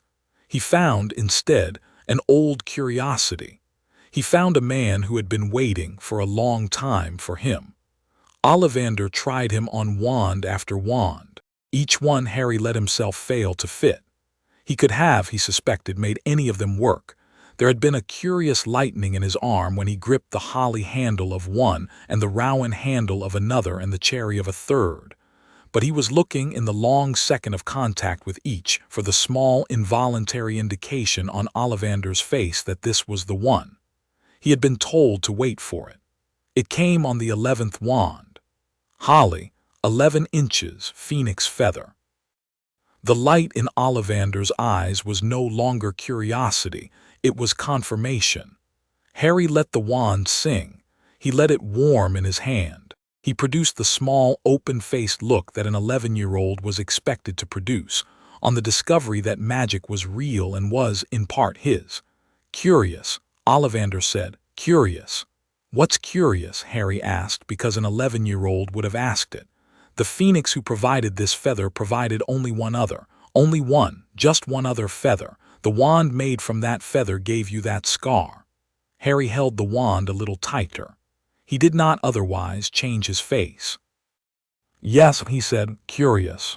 Outside on the cobbles, with the wand wrapped in its long, thin box under his arm, he walked the rest of Diagon Alley at Hagrid's elbow, and he allowed the rest of the day to be the day a small wizard buying his first school supplies was supposed to have. He ate an ice cream of 3 flavors. He looked, briefly and with the genuine pleasure of an 11-year-old, at a small nimbus broom in a window. He bought his cauldron. He bought his robes. In Madame Malkin's, on the small fitting stool, he stood beside a pale boy with white blonde hair who was complaining about his father, his mother, his Quidditch broom, and the world, Harry let the boy talk, gave him 3 syllables of agreement at the right moments, and filed the boy's face. The boy's father, Scarnack had told him in early summer, was a name on a list separate from but parallel to his own. The boy himself was not yet a name on anything. The boy himself was, in fact, a small, vain, frightened thing pretending at his father's voice in a tailor's shop. Harry, who had practiced pretending at being smaller for 3 years, recognized the pretense and chose to be neither friend nor enemy. He nodded politely. He left the shop. September the 1st arrived. Vernon, who had been instructed by Hagrid in a tone he could not quite afford to argue with, drove the Dursleys, with Harry and Hedwig and Harry's small trunk, to King's Cross Station and dropped Harry on the curb at the entrance to Platform 9. Harry, who had memorized the diagram Scarnack had brought him in late August and who had practiced on the back garden wall of number 4, walked at the brick pillar between platforms 9 and 10 without breaking stride and went through onto platform 9 3/4. The platform was full of steam and noise. He had read about it. He had read, in fact, about everything in front of him in considerable detail. He did not, accordingly, gawk. He found a compartment near the back of the train, lifted his trunk with the minor practical magic of a child who had been quietly practicing a featherlight charm for 9 months on a brick in the garden, settled it in the rack, set Hedwig's cage on the seat beside him, and sat with his back to the door, which was the seat of someone who did not, on the whole, intend to be approached. He was, of course, approached. The compartment door opened. He had heard her 2 carriages away. She walked with a particular precision, her feet placing one in front of the other in a tight straight line, like a child who has been practicing ballet alone at home and is now extending the discipline to ordinary walking. She had bushy brown hair to her shoulders. Her front teeth were large and clean. Her hands were full of a small leather notebook and a small green book and, slightly bewilderingly, a single peppermint. "Excuse me," she said, "have you seen a toad?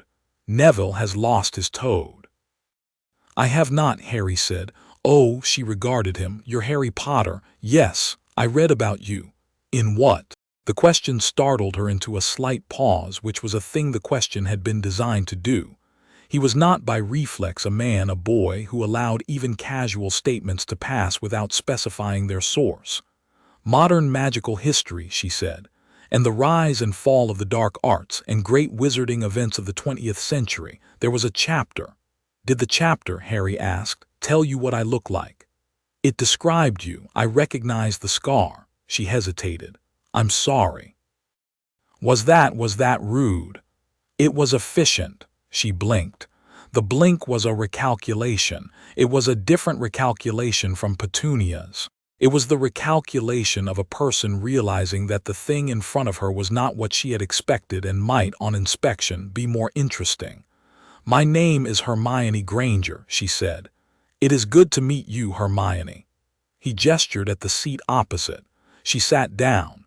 She put the peppermint in her mouth. She arranged the notebook on her knee. He took, for the first time, a long, careful look at her. He saw a girl who had read every book she had been allowed to read since the age of 4, and who had not yet been told by any adult in any meaningful position of authority that the reading might one day amount to anything. He saw a girl who had walked into the carriage with the bossy professionalism of a person who was certain her professionalism would be misread as bossiness, and had decided in advance not to mind.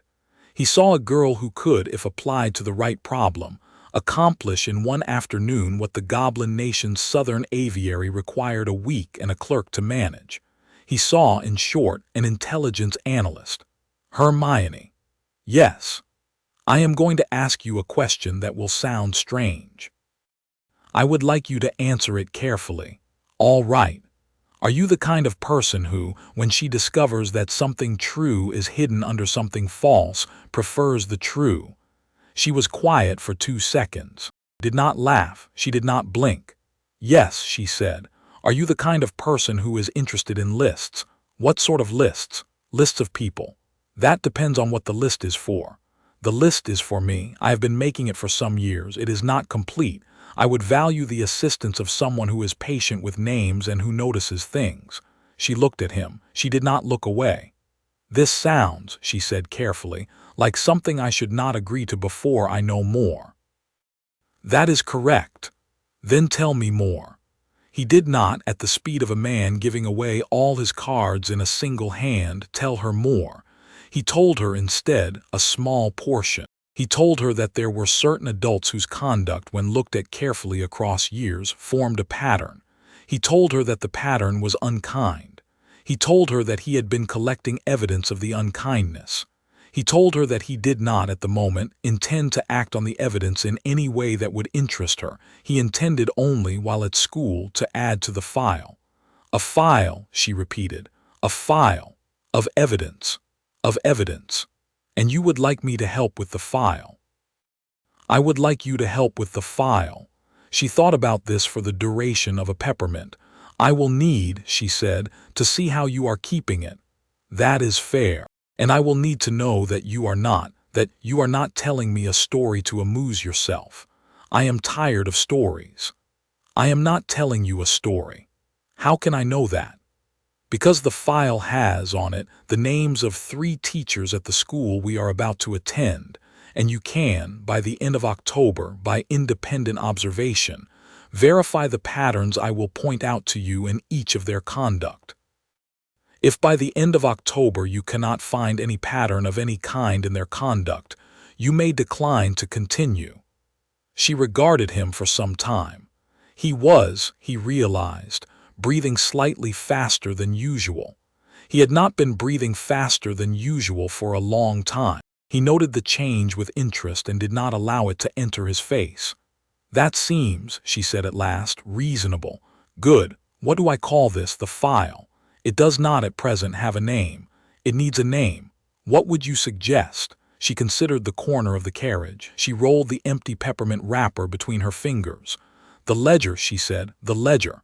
It's an old-fashioned word. I like it. It implies a balance.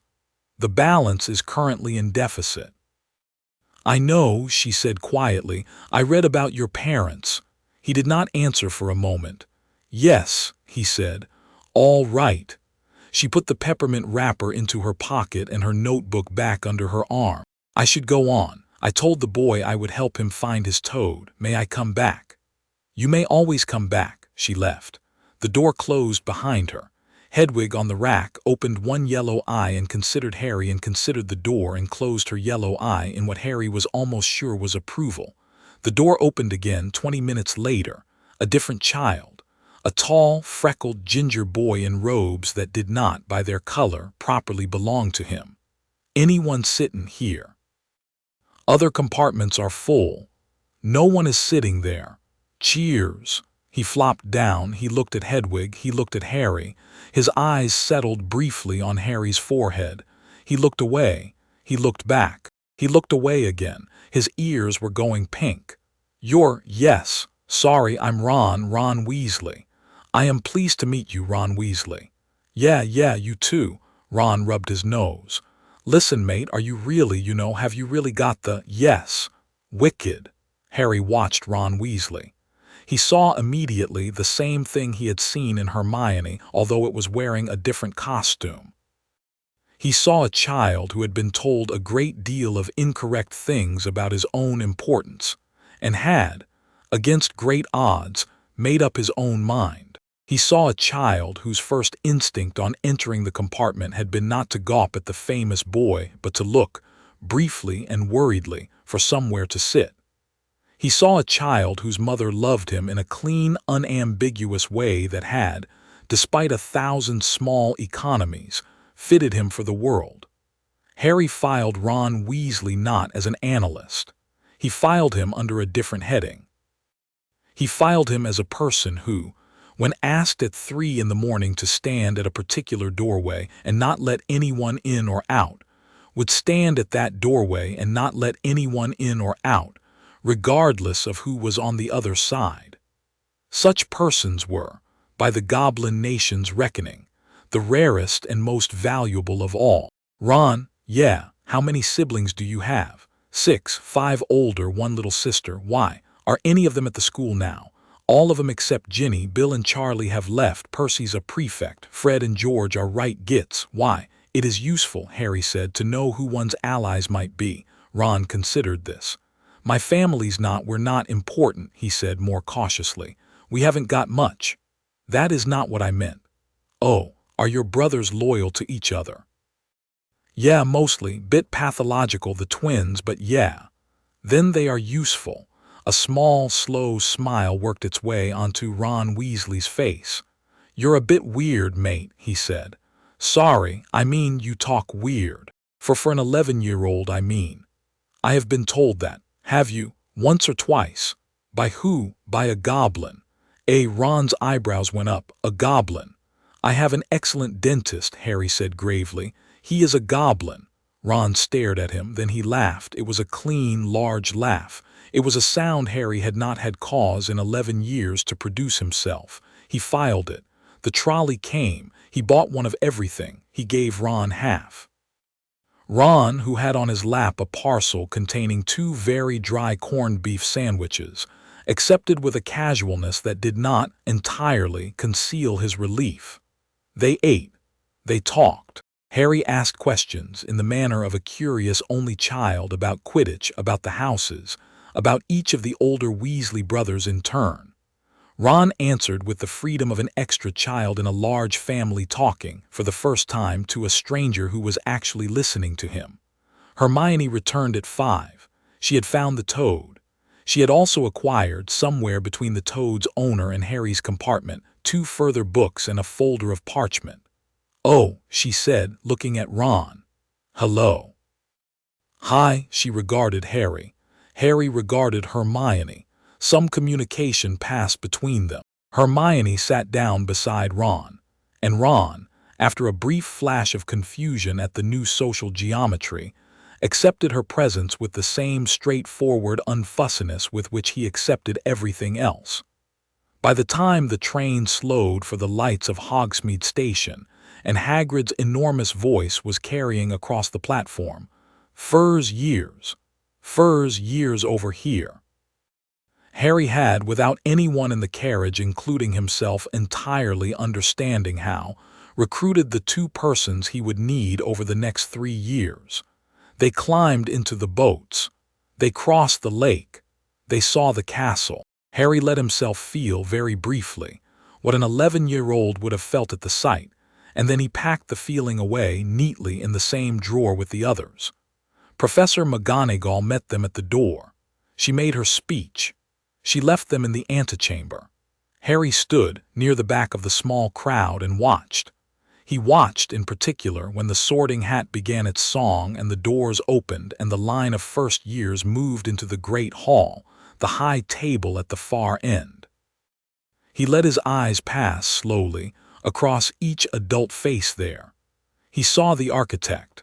The architect was an old man with a long white beard and a long crooked nose and half-moon spectacles. He was sitting at the center of the high table in a high-backed chair. He was smiling.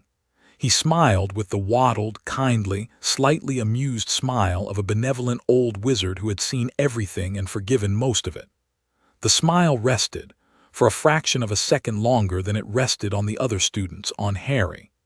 Harry produced the smile of a small wizard, just arrived, slightly overawed, glancing up at the headmaster with the wide eyes of a boy who has read about him in books.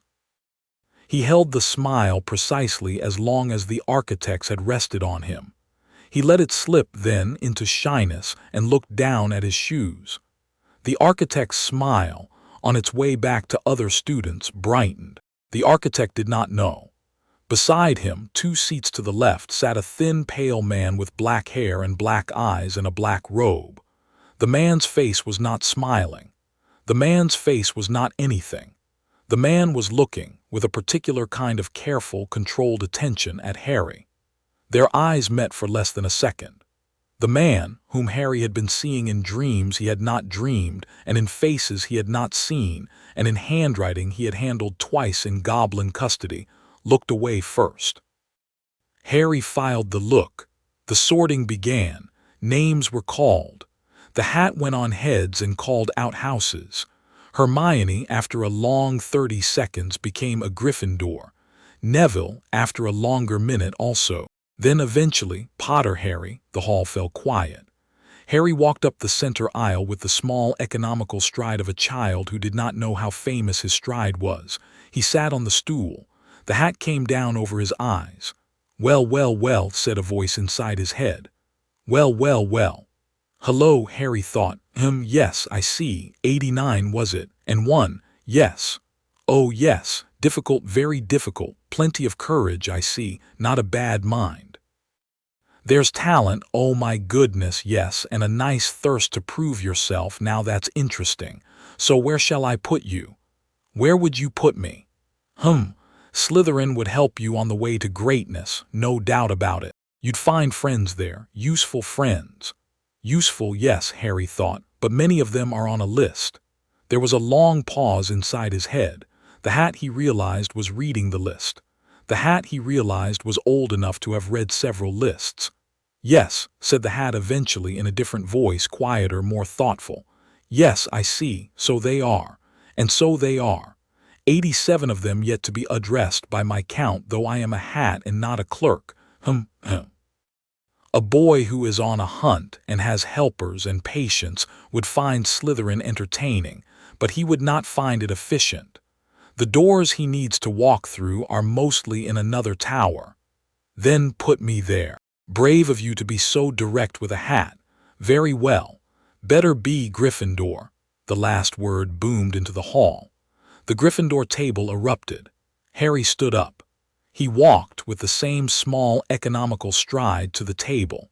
He sat beside Hermione, who shifted to make room for him with the practical, brisk movement of a girl who had already, in the half hour since meeting him, decided that he was in fact a friend. Across the table, Ron's name was called next, and went eventually to Gryffindor also, and dropped into the seat beside Harry with a smile that was, Harry noticed, the kind of smile a younger brother allows himself only when he has, for once in his life, not been overshadowed.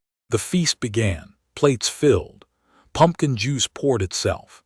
At the high table the architect rose, made his strange, kindly, slightly mad opening speech, nitwit, blubber, oddment, tweak, and resumed his seat, smiling at his hands, smiling at the hall, smiling briefly at Harry, who smiled back the smile of a small, overawed boy.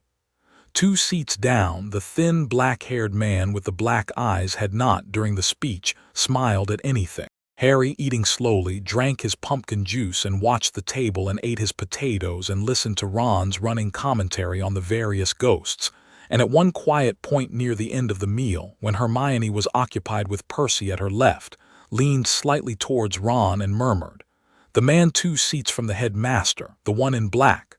Snape. Hates everyone. Bill says he's mean. Reckon he's seen you. I rather think he has. Doesn't look very friendly. Number he does not." Ron, with the great practical wisdom of a youngest of 6 boys, dropped the subject and offered Harry another roll. Harry took it. He chewed. He watched in the corner of his eye, while Snape, eventually, stood from the high table and left the great hall by the side door. The precise stride of a man who had, after 11 years, finally seen on the face of a small boy at the Gryffindor table something that was not, finally and at last not, the face the boy had been ordered to wear. Harry, eating his roll, marked the moment in the small back room of himself where he kept the marks. It was, he thought, going to be a productive year. That night in the Gryffindor first-year dormitory, with Ron snoring in the next bed and Neville snuffling like a small, distressed badger across the room, Harry lay awake until the candles burned themselves out. He listened to the castle. It was, he discovered, a thing made of sound. There were the long, slow exhales of the walls themselves, which were stone and which, like all stones, had an opinion about the weather. There were the small ticking adjustments of the wooden beams in the towers. There were, somewhere on the other side of a wall and 3 floors below, the very faint footsteps of a man in soft shoes who walked with the deliberation of a person who did not wish to wake anyone, Filch, Harry guessed, or possibly the architect himself. on one of the architect's nightly rounds. He listened to the castle for an hour. The castle, on the whole, was not currently dangerous to him. The castle was a building. The danger in the castle was personal, and personal danger had a sound, and that sound tonight was elsewhere. He thought before sleep about the conversation he had been planning with Hermione for some weeks. He would not tell her everything. He would not even, this term, tell her most of it. He would tell her enough to make her useful to herself, which was a different thing from making her useful to him, and which was, in his estimation, the only durable form of recruitment. He thought before sleep about Ron, and the small, still, steady, protective shape Ron had already taken in the carriage, before Ron had himself any idea what role he was being assigned. He thought before sleep about Snape's eye, the cold formality of it, the long, careful attention, the quick look away, and he thought that, although it was much too early to act on Snape, it was not too early to begin the small, slow conversation that the two of them would, sooner or later, need to have. The conversation would be conducted, he suspected, almost entirely in silence. He had been practicing for silent conversations for 3 years. He thought, last of all before sleep, about the architect's smile, which had been the architect's first move in a long game the architect did not yet know they were playing, and he thought about the smile he had returned, which had been his. Then he slept. He did not dream. He did not in particular dream of a coil of smoke in a turban 2 floors above his head, which had spent the evening at the high table eating very little and watching him with a hunger that was, fortunately, not yet anywhere near ready to act. In the morning, the first business of the school term began. Lessons were issued. Books were stacked. The first-year Gryffindors moved through the corridors as a small herd, accumulating between Transfiguration and Charms, a precise knowledge of which staircases moved on a Tuesday and which on a Wednesday, and which one, on the second floor near the disused tapestry of the dancing trolls, would, if you stepped on the 7th step from the bottom, drop you straight into a chute that delivered you, after a fortunate quarter of a minute, into a small storeroom in the dungeons. Harry, who had read the school's structural diagrams in 2 different ages and 3 different translations during his last summer at Privet Drive, made a small note in his head of the chute and proceeded on. He sat in class with Hermione on his left and Ron on his right. The seating arrangement, which had been formed by accident on the first morning, calcified by the second. None of them, after the first week, ever sat anywhere else. It was the kind of arrangement that, in the small private way of certain arrangements, eventually became furniture. In Transfiguration, Professor McGonagall demonstrated the change of a match into a needle. Harry, who had practiced the change in a cupboard on a stick of graphite in his 9th year, produced, on his 2nd attempt, a perfectly serviceable needle. He produced, on his 3rd attempt, a deliberately bent one, on the principle that a child whose 2nd attempt was perfect would be remembered, while a child whose 3rd attempt was bent would, in the corridor at lunchtime, not be remembered at all. McGonagall, who had been watching, gave him a long, thoughtful look. He let his face be the face of a child who was bewildered by the difference between attempt 2 and attempt 3. She, who had seen a great many children in her career, and had a fine eye for the difference between a child who was bewildered and a child who was performing bewilderment, did not, immediately, say anything. She did, however, file the difference in her own small back room. In Charms, Professor Flitwick demonstrated a levitation charm. Hermione, in her precise voice, produced the incantation on the first attempt and the result on the second. Ron, beside her, produced the incantation in 7 different incorrect pronunciations before producing it correctly, and the result on the 8th. Harry produced both, in a manner that was, on observation, slightly slower than Hermione's and slightly faster than Ron's, and which was, On calibration, exactly the rate at which he had decided to be a passably good first year. Flitwick, who was small, kindly, and not in any meaningful sense a participant in any of the small private arrangements of any of the elder wizards of the school, awarded him 3 points. At dinner, on the second Wednesday, Hedwig arrived through the high window of the great hall with a small package for Harry. The package contained, in an unmarked envelope, a single piece of parchment in Skarnak's hand. The parchment said, "The diagnostic has been quietly amended in our records as of last night. You are not, by goblin accounting, the small impressionable boy that you have been recorded as elsewhere. You are, by our accounting, a small client of standing. Please accept with our compliments the assistance of a particular small house elf named Tilly, who will be at your service in the kitchens for the duration of your time at this school. She has been briefed. She is loyal.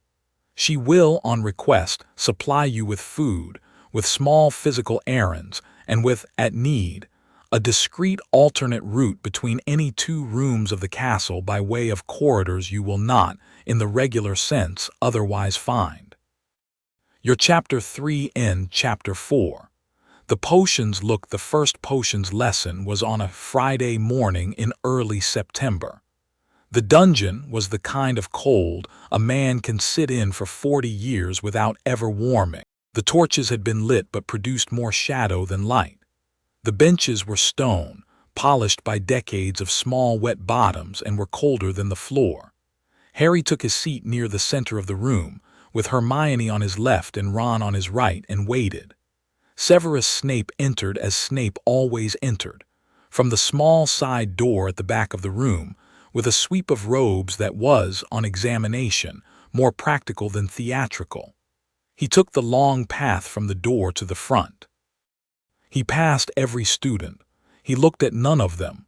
He arrived at his desk, set down a folder of register sheets, and turned. "You are here," he said, in the cold voice that did not contain a single contraction, "to learn the subtle science and exact art of potion-making." Harry, who had read the speech in 3 different student diaries borrowed from goblin storage, sat very still and let the words wash over him.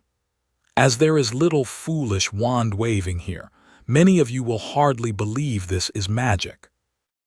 I do not expect you to understand the beauty of the softly simmering cauldron with its shimmering fumes, the delicate power of liquids that creep through human veins, bewitching the mind, ensnaring the senses. I can teach you how to bottle fame, brew glory, even stopper death if you are not as big a bunch of dunderheads as I usually have to teach. His eyes moved across the rows. They paused briefly on the seat at the front where Harry had been expected to sit, the seat which was now empty. They moved further back. They found him. "Potter." "Yes, sir." "Our new celebrity." The word was placed in the air like a small, heavy object. Hermione, beside Harry, went still in the specific way Hermione went still when she was about to either object or take notes. Harry pressed her foot gently with his own under the bench. She did not object. She took notes. "What would I get," Snape said, "if I added powdered root of asphodel to an infusion of wormwood?" The class waited. Harry could have answered. He had read the textbook. He had read, also, 3 older textbooks that the school did not currently use. He had read, in goblin custody, a copy of an advanced potion-making annotated in a younger man's handwriting that had not, in the years since the annotations, become noticeably more cheerful. He knew, in fact, 4 answers to the question, 2 of which were correct and 1 of which was the correct answer for an 11-year-old. He chose none of them. He sat. He looked, with a small, attentive, neutral expression, directly at Snape. He held the look. A silence developed in the dungeon. The silence was a kind of weather. Hermione, beside him, drew breath to speak. He pressed her foot a second time. She held. Ron, on his other side, looked between the 2 of them and Snape and very wisely did not move. The silence widened. Snape did not, as Harry had been told he would, snap. Snape did not, as Harry had been told he would, sneer. Snape looked at Harry, and Harry looked at Snape. And in the second of the silence, Snape's face did the small, involuntary thing at the inner corner of the right eye that Harry had been trained on his saucer mirror to recognize. The thing was not anger. The thing was not contempt. The thing was the small, involuntary indication of a man who had, finally and at last, seen on the face of a small boy in front of him a face that was not, finally and at last not, the face he had been ordered for 11 years to see. He had been bracing, Harry realized, for that face for the entire summer. He had been bracing for it since the moment he had glanced up at the sorting from the high table and not seen what he had been expecting to see. He had not been sure until this lesson of what he had seen. He was now sure. Their eyes held a second longer. The second was long. It contained, for both of them, a great deal of unspoken information. It contained, for Snape, the immediate understanding that the diagnostic he had countersigned without comment 10 years ago had now, in some manner he did not yet understand, become a thing that no longer functioned. It contained, for Harry, the immediate understanding that Snape understood. It contained between them a long, unspoken sentence in which the silent man who had been, for half a lifetime, the third or fourth person in the room when he might have been the first, accepted for the first time that the small boy now in front of him knew it. Snape's mouth thinned. "Detention, Potter," he said. "Friday evening, 7 o'clock, my office. We will discuss the matter of Asphodel since you appear to require additional instruction." "Yes, sir," the lesson resumed. Snape did not, for the rest of the morning, look at Harry again. He instead spent 40 minutes humiliating 2 Hufflepuffs and a Slytherin with an even-handedness that was, Harry recognized, both deliberate and a courtesy. Cover. At the end of the lesson, Hermione, gathering her books, said, "He wasn't fair." "He was." "He was not. He didn't even let you answer." "He was," she looked at him. "Harry, yes. Are you going to explain, at some point, when I am ready and you are?" She compressed her lips. She did not press. She had, in their 14 days of acquaintance, learned that Harry's answer to certain questions came on a schedule that was not negotiable, and that, against the run of her general temperament, she had decided to be patient about. Ron, beside them, said, "That bloke really hates you, mate." You're not going to detention. You're going to ask McGonagall to. I am going to detention." "But, Ron, I am going to detention. It is fine." He went to detention. He arrived at Snape's office at 7 precisely. He knocked once. He waited. The voice from inside said, "Enter." The office was, as Harry had been expecting, full of small jars. The jars contained things in liquid. The light was the cold green of a particular kind of lamp Snape used for potion work. Snape was sitting behind his desk with a single file open in front of him. "Potter, sir." "Sit." Harry sat. A long silence followed. It was a silence the two of them had in the morning's lesson agreed to share. It now extended. Snape said eventually in his cold, formal voice without contractions, "You did not answer the question." "No, sir." "You knew the answer." "Yes, sir." "You declined to give it." "Yes, sir." "Why?" Harry considered the man across the desk. He looked at the inner corner of the right eye. He considered the thinness of the lips. He considered the dark, drawn quality of the cheek and the long, thin hands folded in front of the file and the silver instruments at the man's wrist. "Because," he said carefully, "we have not yet spoken, sir, and I did not wish our first conversation to be carried out in front of 30 witnesses. A muscle in Snape's jaw moved. It moved very slightly. "Mr. Potter." "Sir." "You are 11." "Sir." "You will, however, on the basis of certain observations I have permitted myself this morning, not insult either of us by maintaining that pretense in this room." "No, sir." "Very well." Snape closed the file. He did not open another. "Speak, then." Harry spoke. He spoke quietly. He spoke for perhaps 9 minutes. He spoke about a diagnostic chain of 15 months ago. He spoke about 4 signatures. He spoke about a 4th signature that had been, on the night in question, the only signature in the room that might have been the first signature, and that had not been. He spoke, in the 3rd minute, about a fragment in a forehead, and about a working that ended a particular witch. He spoke, in the 5th minute, about a long, quiet network. He spoke, in the 7th, about a list. He did not name the architect. Snape did not interrupt. He did not at any point look away. His face did not at any point move in a way it had not chosen to move. At the end he said, "Mr. Potter, sir, what do you wish of me?" "Nothing." Snape's eyebrow rose. "Nothing, sir," Harry repeated. "I do not wish you on the list. The list has its arrangement. The list does not include you as a matter of present record. I tell you this not as a kindness. I tell you this so that you understand that my conduct towards you for the duration of our acquaintance will be conduct between a student and a teacher. I will not arrange your dismissal. I will not arrange your discomfort. I will not arrange your removal. I will sit in your lessons. I will answer your questions when answering them is appropriate. I will, on occasion, decline to. You will, on occasion, give me detention. We will, on those evenings, sit in this office. We will not beyond this evening speak of the matter. Do we have an understanding, sir?" A long pause. "Mr. Potter, sir." "Why?" "Because, sir, the goblin nation has been precise with me about the gradations of complicity. They were precise about you. Their precision matched what I had already concluded. You have not, in the matter of my mother, been the first signature. You have been the 3rd or the 4th. The 3rd or the 4th signatures will not be addressed on this list by the methods reserved for the first." The cold green light in the office did not flicker. Jars on the shelves did not stir. Snape's face, which had not moved in 9 minutes, moved. It moved very small. It moved in the small, involuntary direction of a man recognizing in a sentence spoken by an 11-year-old the voice of an older woman the man had not heard speak in 11 years. He recovered in less than a second. He did not, however, recover the second. The second had occurred. They had both seen it. "Mr. Potter, sir, you are dismissed." "Yes, sir." Harry stood. He went to the door. He paused at the door and turned. "Sir." "What?" "Thank you for the detention.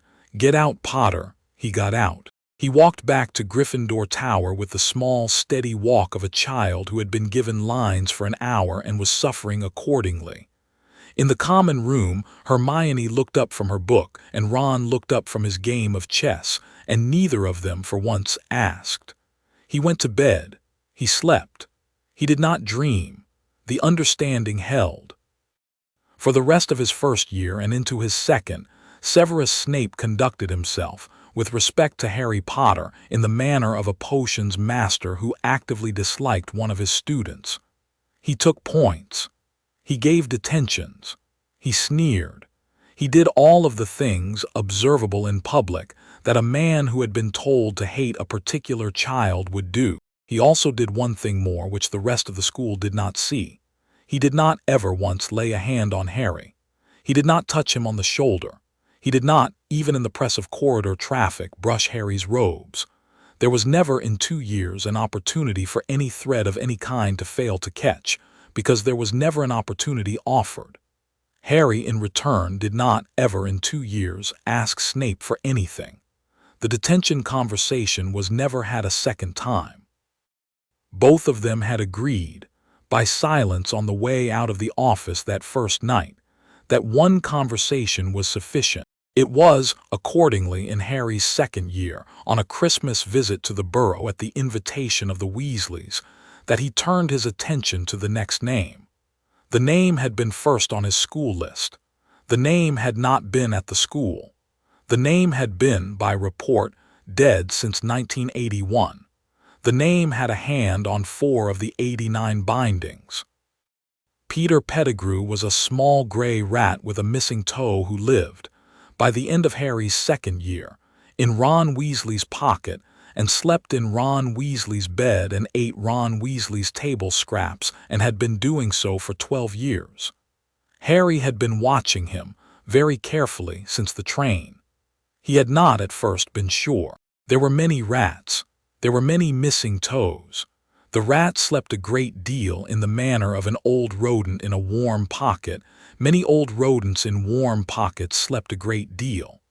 The rat ate scraps. Many rats ate scraps.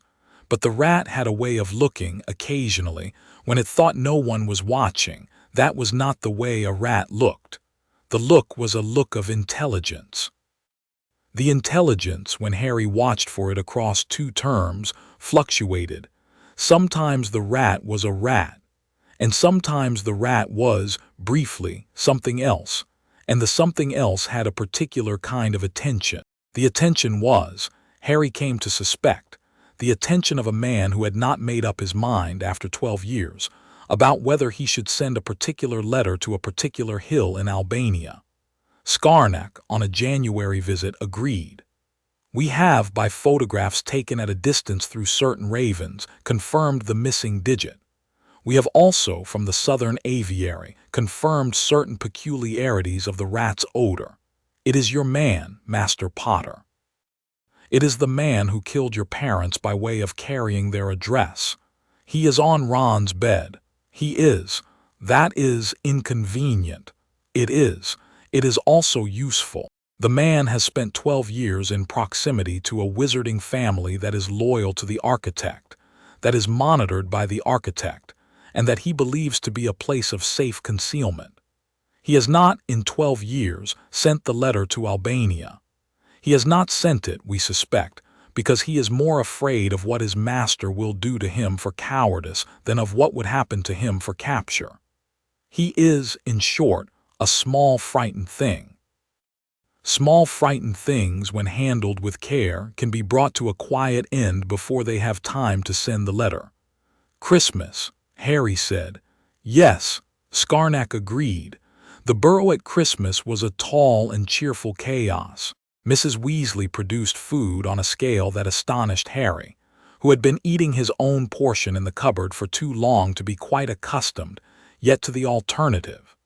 Mr. Weasley produced opinions about muggles on a scale that astonished Hermione, who had been a muggle for too long to be accustomed, yet to the alternative. The twins produced explosions on a scale that astonished everyone except Mrs. Weasley. Percy produced exam timetables and disapproval. Ginny produced, somewhat shyly at first, a wonderful sharp dry humor that Harry was careful not to underrate. Scabbers in Ron's pocket produced very little. He slept. He ate. He was, for the duration of the burrow visit, a small fat rat in a pocket. He was, however, observed. Hermione, briefed in 3 slow walks during the autumn term, observed him through the lens of a small device of goblin manufacture that did not require any wand work to operate.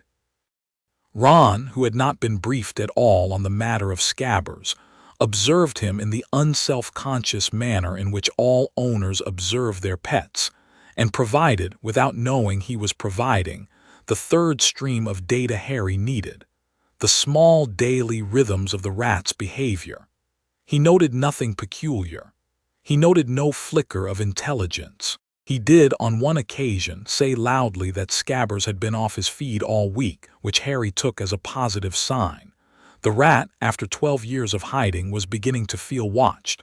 On the 3rd night of the visit, Hermione, in the small downstairs sitting room where Mrs. Weasley had set them up with hot cocoa after the boys had gone up, said, "He has been awake every night this week from 2 in the morning to 4.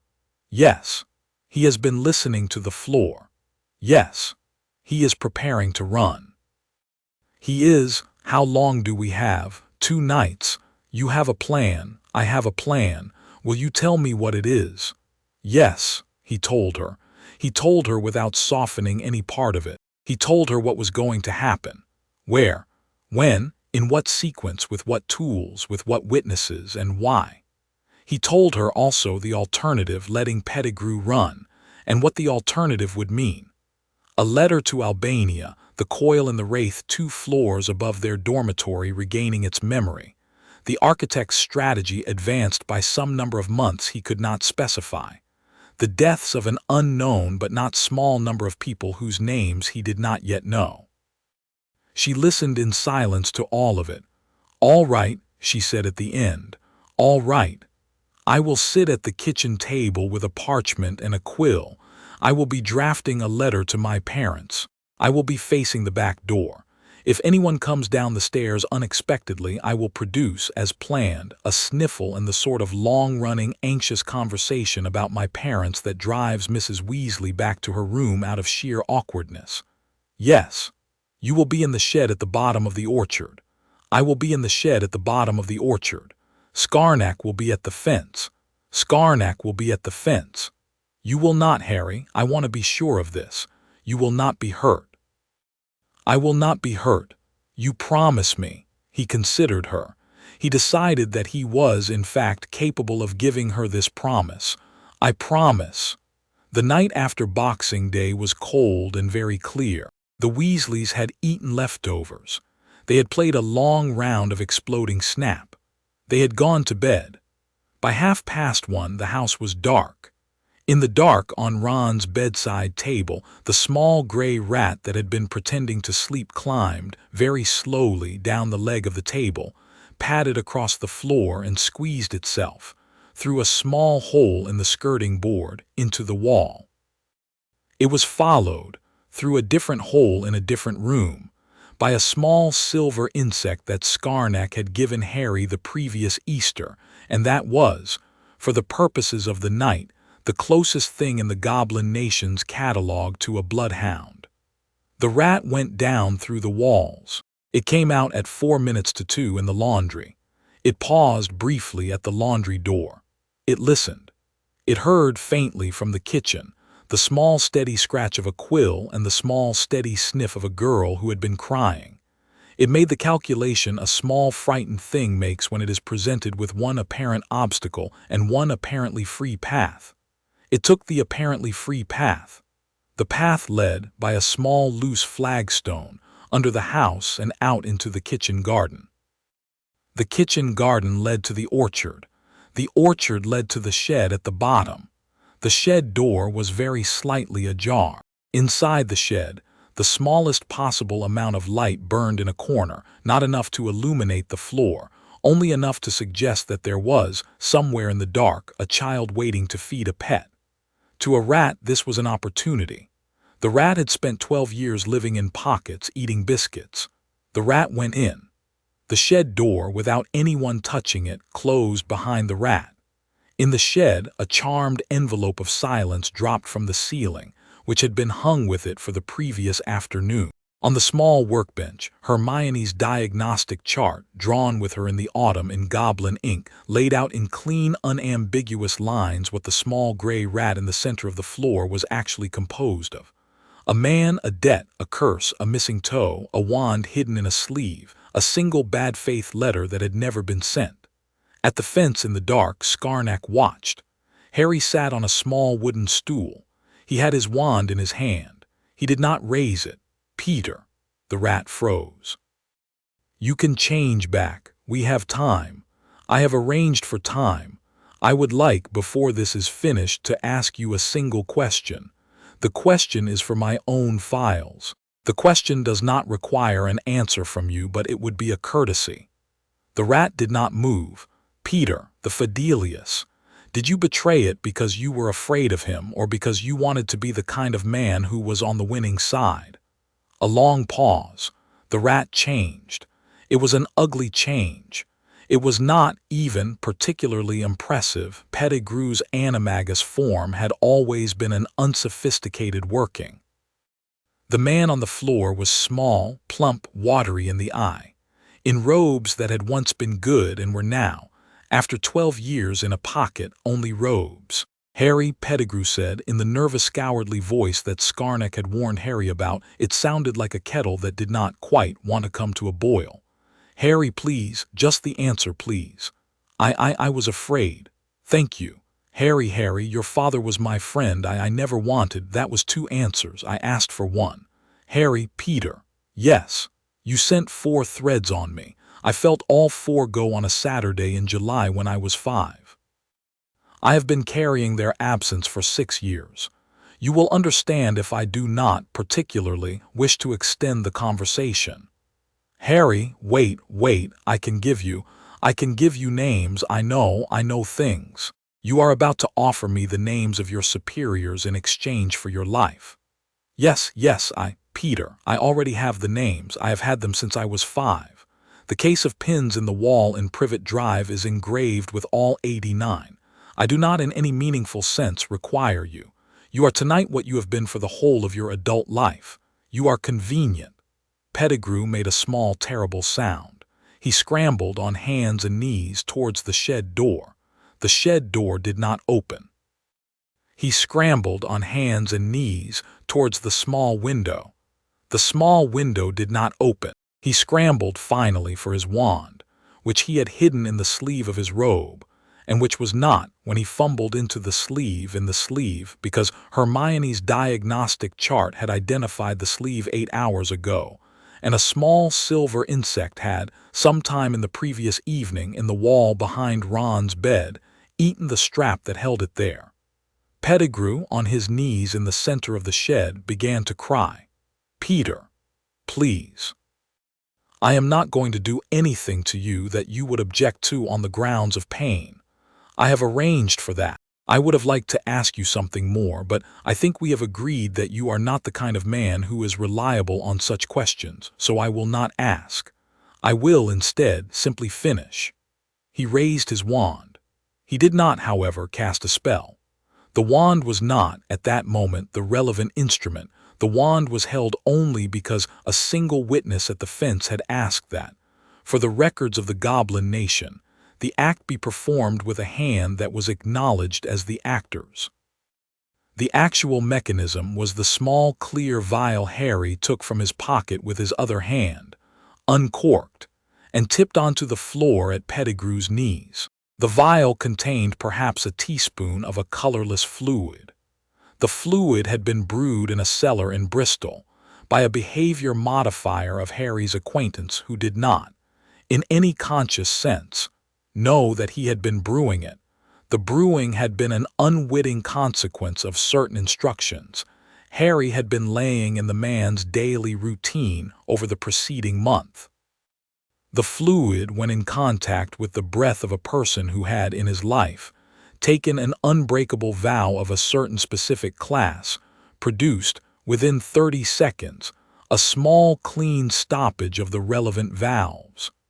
Peter Pettigrew had, at the age of 21, taken precisely such a vow. He looked for a long second at the small puddle on the floor. He looked for a second longer at Harry. He looked for a third second into a long, thin distance that was somewhere out beyond the shed and the orchard and the borough in Surrey and was, perhaps, a hill in Albania. He fell forward. He did not breathe again. Harry sat on the stool for a minute. He did not approach the body. He waited until the small, clean breath had stopped, then for another half-minute to be sure. He stood. He opened the shed door. Scarnack came in from the fence. Master Potter, Scarnack, it is done. Yes, the body. Yes. We will dispose of it according to the protocols of disposal of false dead persons. He has been officially dead since 1981. He will not accordingly become officially alive at any point. There will be no inquest. The rat will not be missed beyond Ron's small private grief at the loss of a pet who, in any case, had not been in good health. Ron will think Scabbers ran away. Ron will think Scabbers ran away. He will be sad about it. He will be sad about it. He will get a new pet. Ginny has been campaigning for a pygmy puff. The pygmy puff will be acquired in the summer. The grief will be short. Thank you, Scarnack. Master Potter. Yes. The number is now 3. 3 of 89. 3. He helped Scarnack roll Pettigrew into a long, thin cloth Scarnack had brought. He helped Scarnack carry the cloth to the fence. He watched the cloth fold into a hand-sized parcel and disappear into Scarnack's coat. He returned to the shed. He swept it. He restored the diagnostic chart to its plain piece of paper. He blew out the small candle. He locked the door. He walked back across the orchard in the cold, clear December dark, with the smell of wood smoke from a neighbor's chimney in his hair and his wand back up his sleeve. In the kitchen, Hermione was still sniffling diligently over her parchment. "All right," he said. She looked up. Her eyes were wet, which was acting. Her hand was steady, which was not. "Hot chocolate," she said. "Please." She made it. They drank it. They went separately to bed. In Albania, on a hill in a hut in the still air, the thin coil of smoke rotated very slowly and considered the absence at the edges of its web. The absence had a new shape. The shape was small. The shape was small and gray and pocket-shaped and had been a thread for 12 years and now was not. The coil whispered into the dust, "SSSSO." It did not, however, weep. It only, very slowly, began the smaller work of considering, by way of certain whispers in certain bones, what its remaining web now looked like, and where the next thread would be most usefully removed first, and whether any of the threads could be persuaded to remove the others, and which of them, perhaps, had begun to suspect that this was a game one could lose. In Ron Weasley's bed in the dark of the burrow, the empty spot where Scabbers had slept for 12 years was, for the first time in 12 years, empty. Ron, in his sleep, turned over. He did not wake. In the morning, Harry would tell him, very gently, that the rat had probably gone out for a walk. Ron would cry a little. Mrs. Weasley would suggest a pygmy puff. The pygmy puff would, in due course, arrive. "Pettigrew End," Harry wrote that night on the stone in his small, steady hand. He drew a single thin line through it. He erased it. He stored the stone in the fold. 3. In the weeks that followed, the small, ordinary work of the school resumed. There were essays. There were lessons. There was, after Easter, a Quidditch match, which Harry attended in the stands beside Hermione because he had, on consideration, declined to try out for the team in his second year on the grounds that the Seeker's role exposed him too publicly and required him to spend too much time looking at the wrong places in the sky. Ron took the role instead. Ron, against the expectation of most observers including his own family, turned out to be remarkably good at it. He had a steady hand and a steadier eye, and a temperament which, on a broom at 50 feet, was so unreflectively committed to the protection of the people on his own team that the broom seemed to carry him to the right places without consulting him about it. Harry, watching him from the stands, thought, "Yes, that is what I saw on the train. That is the right job for him." Snape, in the potions dungeon, continued his policy of cold formality, observed at the proper distance. The detention conversation was never reopened. Twice, however, in the spring term, on the evenings of 2 days that had been particularly bad for Harry. Once after an unexpected and very tiring visit by Scarnack to deliver intelligence about a behavior modifier in Cardiff, and once after the long evening of patient surveillance of a different name in a different town, Harry returned to the Gryffindor common room to find, on his bed, a small unsigned file of a thin amber draft that smelled, faintly, of licorice. The draft was, on both occasions, of a kind brewed only by potions masters of the first rank. It was, on both occasions, exactly the draft a young man would need on the evening in question to sleep without dreaming. Harry drank it. He slept. He did not on either night dream. He did not ever, in writing or aloud, thank Severus Snape for either file. Snape did not ever, in writing or aloud, acknowledge having brewed them. The understanding held. Hermione, in the privacy of certain spare classrooms on certain Saturday afternoons, expanded the ledger. She had requisitioned, by Goblin courier, a small notebook bound in pale goblin leather, and on the notebook she had written, in her precise hand, every fact Harry had told her about every spy on the list, together with every fact she had been able, by quiet research in the Hogwarts library, and through her parents' Muggle subscription to the Times, to independently corroborate. By Easter of Harry's second year, the ledger contained 89 entries. 3 of them by then, had been drawn through with a single thin line. Hermione, on the afternoon she finished the 89th entry, looked up at him and said, "There is, by my count, exactly one name on this list that I cannot find independently in any public source. The architect. Yes, he is the architect of the public sources." "Yes," she said, "I suspected as much." She closed the notebook. She put it back in the small leather satchel she had begun to carry with her everywhere. The satchel had, at Scarnack's quiet suggestion, been spelled to be unfindable by any hand that was not hers or Harry's. Harry, yes. When we get to him. Yes. How? I do not yet know, Harry said. I will know by my 4th year. She looked at him for some time. All right, she said. And the spring went on. In the second half of the term, the slow business of Hogwarts caught Chapter 4 and Chapter 5. The collapse a network of the kind that had been laid over a small boy in Surrey is not, in the end, a thing of central command and clean wiring. It is a tapestry. It is a long, broad work in which many hands have, over many years, knotted many threads, and in which no single hand has any direct knowledge of more than the dozen knots immediately around it. The illusion of central command, the conviction in each agent that someone somewhere holds the whole tapestry in his lap and knows precisely how many threads remain, is one of the artistries of the work. It is what permits the work to continue functioning long after some of the threads have, in fact, gone dark.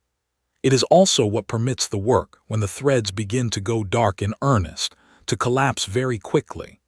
By the autumn of Harry's 3rd year, 3 threads had gone dark.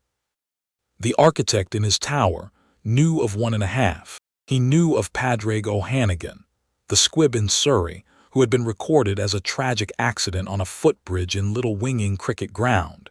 He knew of Tobias Hennon, the behavior modifier in Brighton, whose fall from a balcony had reached the order's notice but not its alarm. He did not know of Peter Pettigrew, because Peter Pettigrew had been officially dead since 1981, and a man cannot be reported missing from a position he is not officially occupying. This left him with the impression, useful to Harry who had cultivated it, that the network was functioning largely as it should, and that the 2 confirmed losses were, in the way of long networks, the natural attrition of a wide enterprise. The coil in Albania, who had felt the 3rd loss along the small nerve of itself that ran westward through certain rats, was less convinced. The coil, however, was not in a position to speak to the architect. The architect, in fact, did not know the coil existed in this configuration. The architect believed the coil to be the old, slow ghost it had pretended to be since 1981. The architect was wrong about a great many things. Among the things he was wrong about, the configuration of the coil ranked, by Harry's estimate, perhaps 3rd or 4th in importance. In the autumn term, Harry was 13 and beginning to be tall. He was no longer the small, wide-eyed boy of the sorting. He was no longer the deliberately small, wide-eyed boy of the sorting. He had grown 2 inches over the summer. His face had begun the slow, asymmetric work of resembling, more and more each month, a particular portrait in goblin custody of a young Auror named James who had once, in a different decade, sat in this same chair at this same Gryffindor table eating the same sausages. He kept the disguise of his glasses, although his eyes no longer needed them. He kept the disguise of slight clumsiness, although his hands had become, after 3 years of practice on his saucer mirror and on the wand and on certain other small instruments, very precise. He kept, in short, the costume. He took it off, however, on weekends. On weekends, generally on Saturdays, generally between 2 in the afternoon and 5, Harry, Hermione, and Ron repaired to a small classroom on the 7th floor that the castle, after a certain amount of patient negotiation, had agreed to give them. The classroom did not appear on any map. It did not, in fact, appear on the 7th floor at any time except between 2 and 5 on a Saturday afternoon, and only when the three of them walked up to a particular blank stretch of wall and thought, in slightly different but compatible ways, about wanting somewhere quiet to work. The room of requirement, Hermione had named it. Harry, who had been led to it by a fox-shaped patroness of Scarnax during the previous summer, had not corrected her. In the room, on Saturdays, the ledger was opened, the maps were laid out, and the work continued. The maps were Hermione's. She had drawn them in the late summer from goblin sources and from her own painstaking research. They showed Britain at a scale of 1 inch to the county, with small ink dots, in 3 colors, marking the known residences of every name on the list. There were, by autumn, 86 dots in 3 colors: red for active threads, blue for confirmed kills, gray for names whose location was not yet certain. Each Saturday, blue spread a little, and red shrank a little, and gray held steady. The gray, Hermione argued, was on the whole the easier problem, because anonymity at this stage in the work was a tactical advantage that ran both directions. On a Saturday in October, the dot at Cardiff, which had been red since the spring of the previous year, went blue. The man at Cardiff had been a behavior modifier. One of the 3 Dumbledore had quietly engaged on order business. The man whose private papers Hermione had, by way of his daughter's roommate at the University of Cardiff, obtained photocopies of in late June. The papers had described, in clinical detail, the dampening regime applied to 23 children of magical families over a period of 19 years. One of the children, the papers noted in the margin in red ink, had become, by his 16th birthday, essentially unable to apply sustained effort to any project of which he was the primary author. It was the sentence that had decided Harry on the man's order of priority. The Cardiff man had not lived in Cardiff. He had lived in a quiet semi-detached on the outskirts of Newport, and had taken, on Saturdays, the bus into Cardiff to attend a small private bridge club at which he was known as Mr. Edward Carstairs, a retired chemist. He had played bridge for 30 years. He had been by all accounts a very good player. He had won, on the Saturday in question, 3 rubbers in a row. He had ordered a glass of sweet sherry from the bar. He had taken a single sip. He had set the glass down. He had stood up to fetch the score sheets from the next table. He had not, in fact, taken a second sip, because between the first and the second, a small, steady internal blood vessel that he had not been aware of having had quietly, on a long timetable, become weak in a particular small section, and that section, at the moment of standing, had not quite held. It had been a long timetable. It had been the longest timetable Harry had ever set. The mold in the warehouse in Bristol that he had been cultivating since his 9th year had finally, by the previous April, become the right kind of mold, and had been administered, in a small specific dose, to a small specific brand of dietary supplement Mr. Edward Carstairs took daily with his coffee, and had done its slow, patient work for the necessary 6 months on the necessary small specific blood vessel. The bridge club was sorry. The bridge club called an ambulance. The ambulance arrived too late. The death was filed as natural causes. Mr. Carstairs was 64. He had had, all his life, slightly elevated blood pressure. The manner of his death was not, in the medical view, surprising.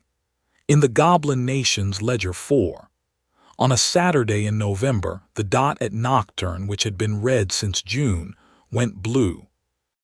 The man at Nocturne had been a Death Eater spy of long standing, a small dealer in licensed and unlicensed substances who had run, for the architect, the work of laundering correspondence between certain order-affiliated parties and certain other less openly order-affiliated parties, on commission. He had been, in the Goblin Nation's view, an irritation rather than a danger. He had been first on a list of 3 Nocturne names that Hermione had drawn up in the summer. He had been moved up the list because, in early November, One of his correspondents had mentioned, in a letter Skarnak had intercepted, that Edward Carstairs in Cardiff had died in a manner that was, on reflection, slightly odd. The man's habit of reflecting on slightly odd things had moved him up. He had been killed by a small clean theft. The shop he ran in Knockturn Alley had, over the course of his career, accumulated a great many small enchanted objects whose enchantments were, by the standards of the British wizarding aristocracy, ill-advised. One particular small enchanted object, a Mediterranean amulet from the 2nd century, which the man had bought in 1976 off a sailor in Marseille who had not himself understood it, had been, in fact, a slow accumulator. It gathered over years the small magical residues of all the spells cast within 10 feet of it, and would, when sufficiently full, discharge in a brief and impressive radius. The man had kept it on his shelf. The man had not, in 15 years, taken it down to dust.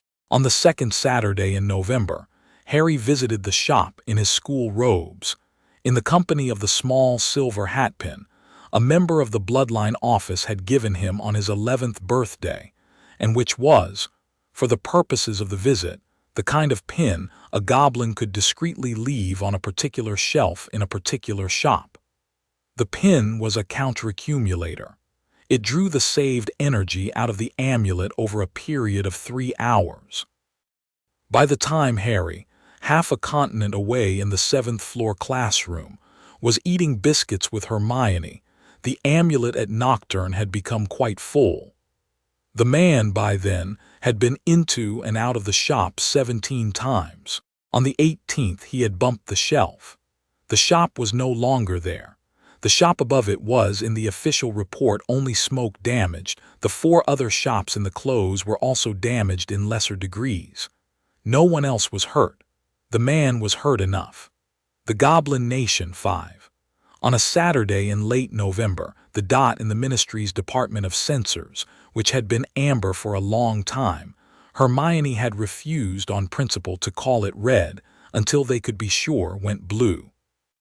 The man in the Department of Censors had been more sensitive than most. He had, by January of the previous year, become aware that certain instruments under his official curatorship were producing anomalies of a kind he could not explain. He had begun, in the way of conscientious bureaucrats, to write a memo. The memo had reached his superior. The superior had filed it. The memo had not, however, been forgotten by the man, who had developed a private theory about what the anomalies meant. The theory had not been correct. The theory had been close enough. He had been close enough to Harry, by November, to require attention. He had been administered on a Wednesday morning, by means that Skarnak alone knew the details of, and that did not, in any meaningful sense, involve Harry, an interview by a particular goblin loremaster of long acquaintance with the human dispositions. The loremaster had not killed him. The loremaster had merely conducted the interview. By the end of the interview, the man had recalled with great clarity that he had submitted his theory in writing to his immediate superior 14 months ago, that the superior had not, in his judgment, accorded the theory its proper weight, and that he had, accordingly, no further interest in his current position. He had resigned at the close of business on the Friday following, on the grounds of a sudden severe interest in retiring to a small island in the Aegean. He had left, on the Saturday morning, on a portkey arranged by the Goblin Nation. He had arrived on the small island. He had begun, with the modest fund the Goblin Nation had set up for him in his new name, a small new life as a fisherman. He was, in the Goblin Nation's books, not dead. He was, however, neutralized. By Harry's reckoning, that was sufficient. The list was not, strictly speaking, a list of who must die. It was a list of who must no longer be in a position to lay a thread. 6. The Goblin Nation, after some internal debate, agreed to count it. The dots went blue in cluster. In the first week of December, 2 members of a particular Order Allied Catechism class, the third of the behavior modifiers, and one of the two remaining squibs in regular employ were prevailed upon, by separate small and clean means that did not in either case leave anyone dead, to remove themselves from active service. One emigrated. One developed a sudden and profound aversion to the order's particular methodologies and wrote a letter resigning his services, citing crises of conscience. The letter reached the architect's desk on the Friday morning. The architect, by all reports, read it twice, in increasing degrees of slow puzzlement, and then folded it carefully and placed it in a drawer he reserved for unexpected administrative inconveniences. 8. On the second Saturday of December, in a small terraced flat in Liverpool, a low-ranking Death Eater spy whose principal occupation had been the watching of certain wizarding hospitals for the comings and goings of certain order-affiliated healers received, by post, a small unmarked envelope. The envelope had been intercepted, opened, and tipped of a single very precise grain of an unusual mineral that, when inhaled, produced in the recipient a half-second of disorientation. The recipient, in the moment of disorientation, had been mid-sentence in a meeting with two other low-ranking Death Eater spies, in which they had been discussing, in the way of low-ranking employees who suspect that head office has stopped writing back, the question of whether they should perhaps consult someone. He had finished his sentence, on recovery, with the words, "I think we ought to write him directly. I am tired of running errands for a man who has, by my count, not sent me a single instruction since June." The other two, in the way of low-ranking employees who have themselves been thinking this for some weeks, agreed. The letter was duly drafted. The letter was intercepted on its way out by the Goblin Postal Service. The letter was, in its place, replaced by an instruction in the architect's handwriting, which the Goblin nation had, since the previous spring, become very good at imitating, directing the three of them to relocate, immediately and for the foreseeable future, to a small fishing village in Brittany, on the grounds that the architect required them out of the country during certain delicate operations. The three of them, exhausted, relieved, half believing it, packed, they left.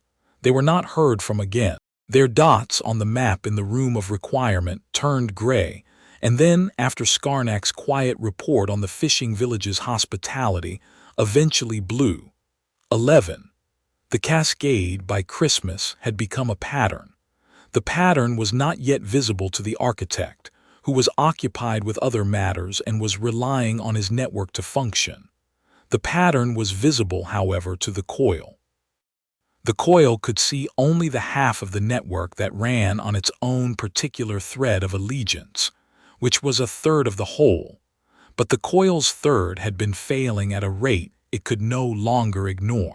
On a hill in Albania, on the longest night of the year, the coil sent out a sibilant whisper through certain unused channels of its old habits, asking certain old correspondents whether anyone had heard, recently, from a Mr. Trent. Mr. Trent had not, in fact, been the man who had laid the thread on Harry's 4th birthday in March of his 5th year. Mr. Trent had been the name on the cover. Mr. Trent had been Peter Pettigrew. Peter Pettigrew was now, of course, dead. The dead do not, on the whole, return inquiries. The coil received no reply from Mr. Trent. The coil considered this. The coil, for the first time since 1981, became cold. Not cold in the way ghosts are cold. Cold in the way a man planning a long campaign becomes cold when he discovers that the campaign has, without his knowledge, already begun. SSSO. It whispered. It was, at that moment, 2 floors above Harry's head, in the seldom-used quarters of a thin, pale, stuttering man with a turban who had been, since September, the latest body of host on which the coil rested. The coil slowly withdrew its grip from Quirinus Quirrell's left frontal lobe. It had not, for some weeks, been doing the man any good. Quirrell, who had been holding the coil like an old soldier holds an old wound, sagged at his desk. He breathed out for the first time in months on his own. He had perhaps 3/4 of an hour, the coil judged, before the withdrawal would kill him. In 3/4 of an hour, the coil, in the form of a thin smoke, could reach the boundary of the castle. There were arrangements at the boundary. The arrangements would carry the coil onwards. The coil had decided on the longest night of the year that the matter of the boy in Surrey was no longer, strictly speaking, the architect's problem. It was the coil's. It was, accordingly, in the coil's interest to be elsewhere when Quirrell's body was found, and to attend, in the coming year, to certain considerations of its own. It left. In the small hours of December the 22nd, on the upper landing of the defense corridor, a thin man in a turban breathed his last on his own, with a curiously peaceful look on his face. He was discovered by Filch in the morning. The inquiry, which the architect personally oversaw with the appropriate somber care, attributed his death to long undiagnosed heart failure. There was a small memorial. Quirrell, in death, was kindly remembered for his attempts at teaching. The coil, meanwhile, had crossed the boundary at 3 in the morning. It had attached itself by a back route to a small bat. The bat had flown south for the winter.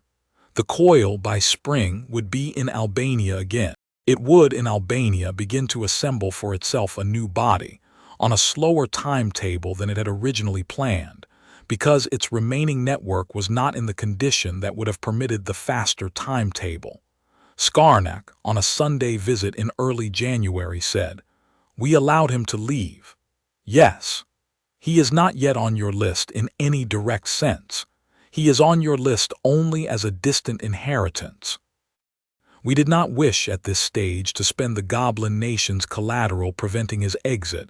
He will come back. He will come back small, slow, and weak. You will be older. Yes. Master Potter. Yes. We have, in your honor, opened a new ledger in our offices. It is bound in scarlet leather. It is reserved for the slow accounting of the small, large works of small, large persons. There are at present 3 names in it in the ledger of your generation. Yours is the 3rd. Harry inclined his head. He did not at that moment know what to say. He thought with a small, careful warmth of his mother. The named emotion was filed. By March, the cascade was visible. The architect finally sent for him. The office at the top of the spiral staircase smelled of lemon drops and old parchment, and the slow, patient dust of a man who had been working in the same room for 40 years. Phineas Nigellus snored, with one painted eye open, in his portrait. The sword of Gryffindor leaned against a glass case full of small spinning silver instruments that, on a quiet day, made noises like a clockmaker's shop. Harry sat down in the chair the architect indicated.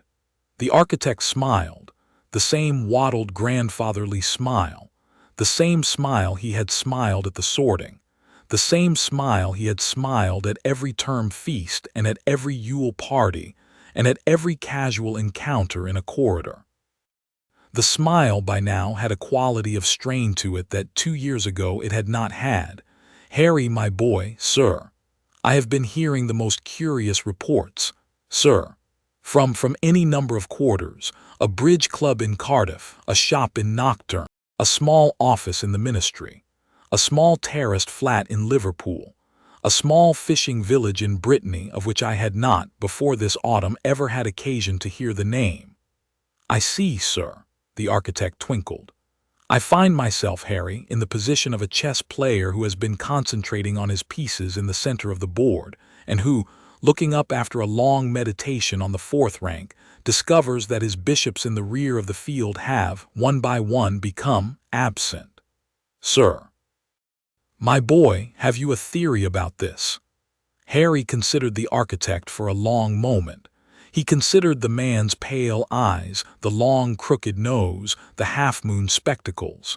He considered the small portraits ranged around the walls, watching, more carefully than the architect knew, what their headmaster did with the boy in the chair. He considered the phoenix on the perch behind the architect's left shoulder, who was watching Harry with a particular kind of bright bird-eyed interest. He considered the case of pins in his own pocket, which he had that morning taken down from the fold in the cupboard of the small upstairs room at number 4, for he had been to Privet Drive at the half-term briefly to retrieve it. He considered the whole arrangement of the office, with the small, careful detachment of a man choosing which sentence to give to a long winter. He said, "Sir, I have a theory. It is not yet ready to share." The architect's eyes twinkling, dimmed by perhaps 1/100th. "My dear boy, sir, I have in my time been responsible for a great many small operations. Some of them have produced unexpected outcomes.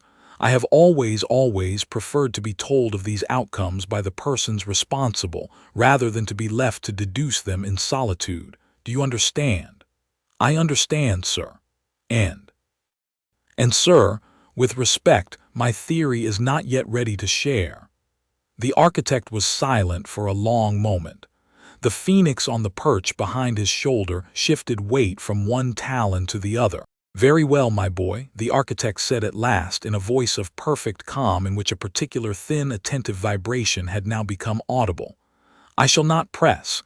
I am, after all, only an old man who has spent a very long time arranging things and who is willing at this stage in his life to be patient with the arrangements of others. I shall await your theory at your convenience." "Thank you, sir." Lemon drop. "No, thank you, sir." "Quite so, quite so. Off you go, my boy." He went. On the way down the spiral staircase, in the second slow rotation of the gargoyle, Harry stopped and breathed the 3 syllables and gathered the magic back down into the still pool. The architect knew. He did not yet know what. It would, Harry thought, be enough. By Easter the network was in pieces. 11 of the 89 had been crossed off in his second year, on the slow timetable he had set himself. By spring of his third year, the number was 26. 26 in a network of 89 is the figure at which one of two things happens. Either the central command realizes and reorganizes, or the central command does not, and the remaining threads, sensing their own exposure, begin to remove themselves from active service in advance of further losses.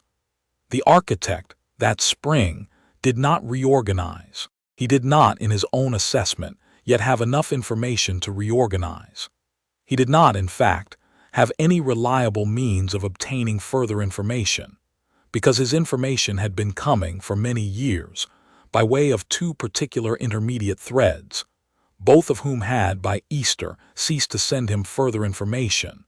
The first had retired to a small fishing village in Brittany, and the second had been, 2 months previously, the man who had bumped the shelf at the shop in Nocturne. The architect went instead to Severus Snape. The meeting, which took place in the architect's office on a Wednesday in May, was a long one. The portraits attentive did not record any precise account of it for the Goblin nation, on the grounds that what passed between Severus Snape and Albus Dumbledore was, on every occasion, a thing of subtleties they had no instructions to repeat. They did, however, record one detail. They recorded that, on leaving the office, Severus Snape paused at the door, turned, and said, in his cold, formal voice that did not contain a single contraction, "I do not, headmaster, presently have, on the subject of Mr. Potter, any information you do not also possess." He had said this to a man who had been his patron for 15 years. It was, by Snape's standards, an extraordinary statement. The architect, by all reports, took it with the waddled smile that by then no longer fully reached the eyes.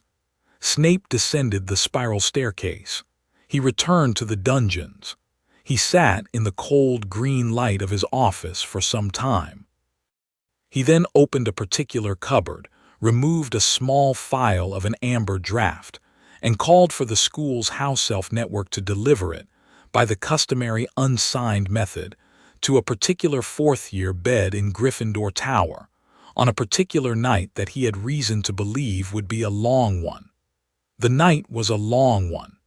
Harry slept through it dreamlessly on the draft. In his sleep, he did not, but might as well have, walked again through a small dark cupboard under the stairs at number 4 Privet Drive, while a small gray-green goblin with yellow eyes told him, in a voice like a stone slowly turned over, that he would, when the time came, name a particular man whose name he had not yet wished to name aloud.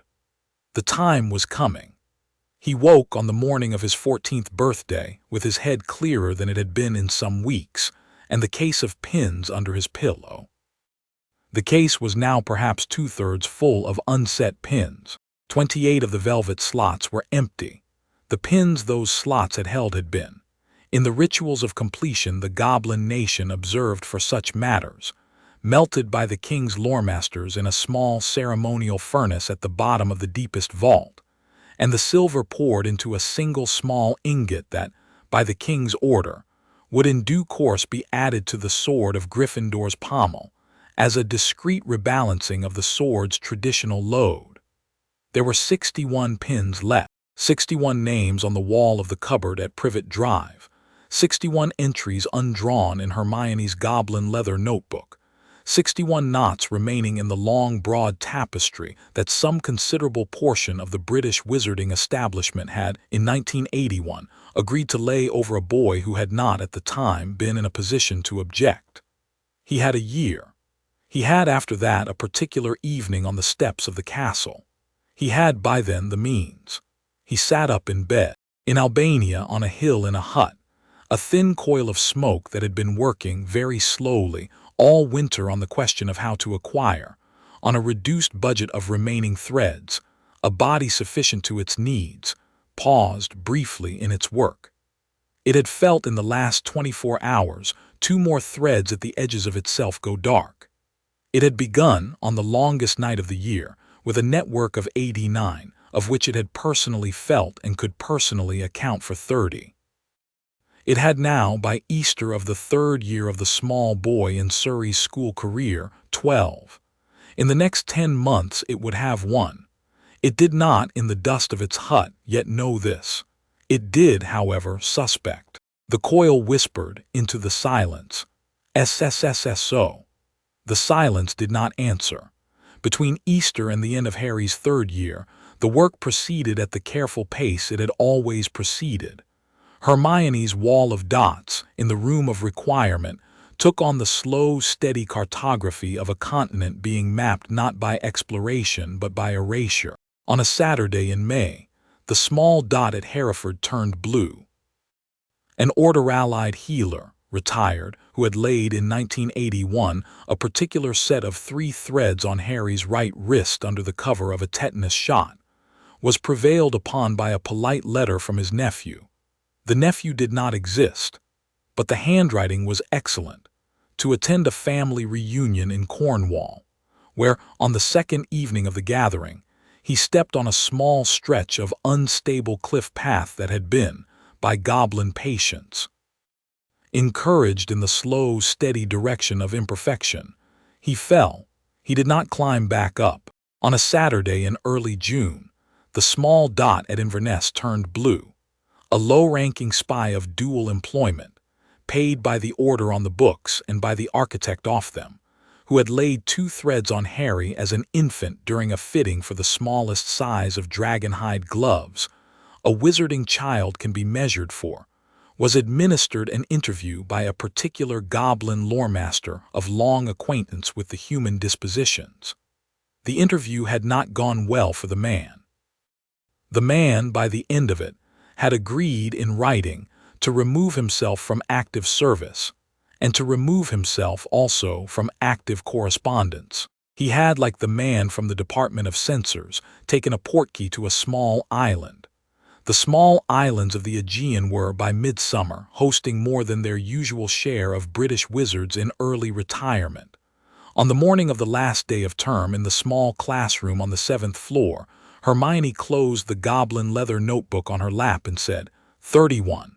31, Harry repeated. By the end of next year, she said, 50. 60, he said. She looked at him steadily. You have a plan for the back end of the list. I have a plan for the back end of the list. You will tell me when it is time. I will tell you when it is time." She nodded, the small, efficient nod of a girl who had not in 3 years ever pressed him on a date he had not yet given her, and who was, on principle, not about to begin.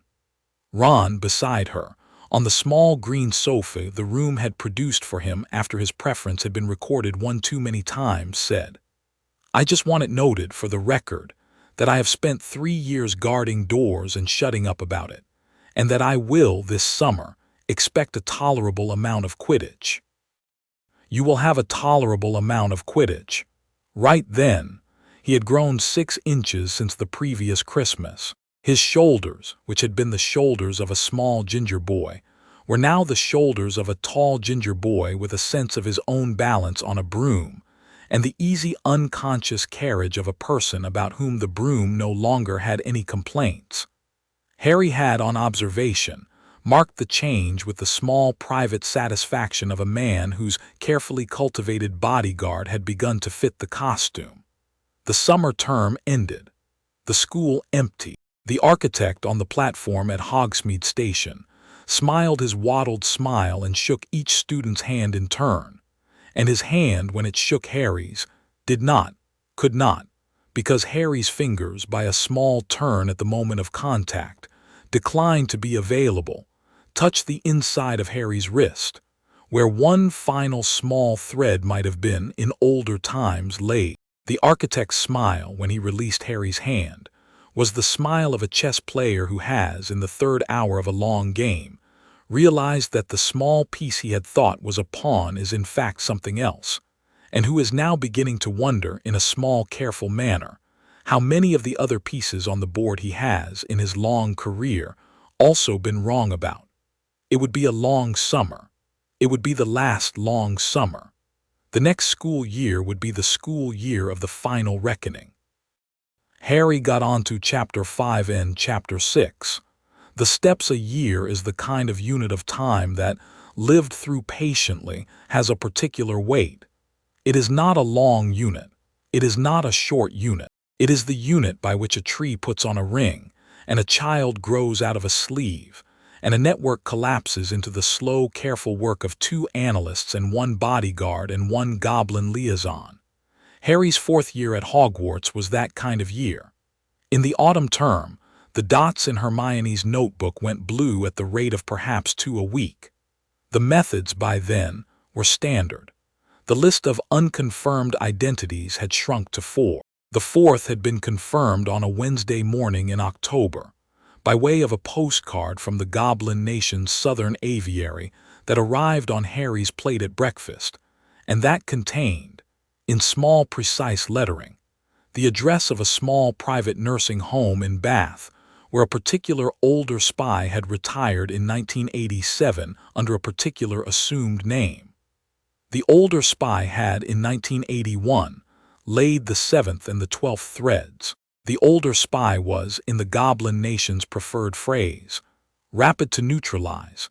She had agreed to terms on the Friday afternoon, taken a portkey to the Aegean on Saturday, and joined her fellows in the slow business of fishing for a quiet living. There were, by Christmas, a small but recognizable colony of British wizards in the Aegean who had retired, for unrelated and individual reasons, in the same 2-year window. The colony had, by report, formed a small bridge club. In the winter term, the dots went blue at the rate of perhaps 3 a week. The work, by this point, had become almost administrative.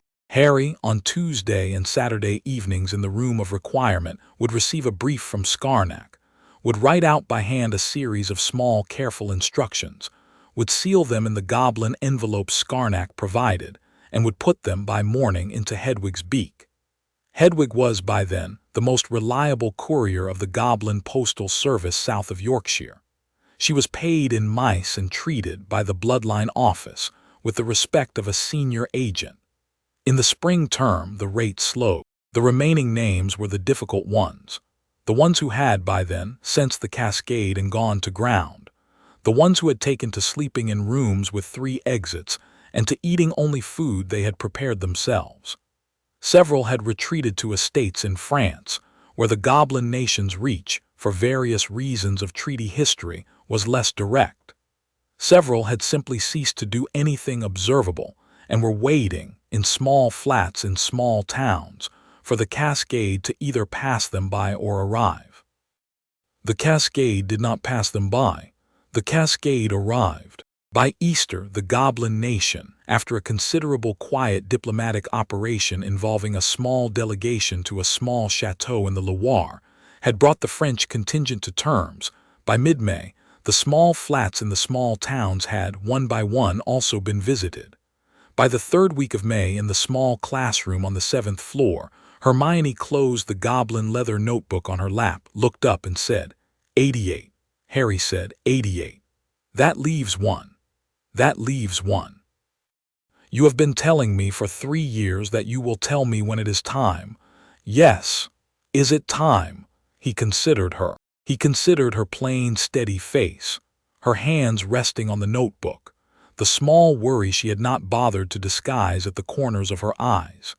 He considered on his right, Ron, who was sitting on the green sofa and tying and untying the small ribbon Mrs. Weasley had given him for his 14th birthday, and which he had begun, at the start of the term, to wear inside his sleeve as a kind of private talisman. He considered the saucer mirror in his pocket. He considered the case of pins, now containing 58 empty velvet slots and one single remaining silver pin, the pin engraved with the rune of a particular elder. It is time, he said. She did not then cry. She had decided 3 years previously that she was not going to cry on the days that required clarity, and her decisions in her experience held. She nodded, the small efficient nod, and opened the notebook to the last entry and said, "Tell me how." He told her.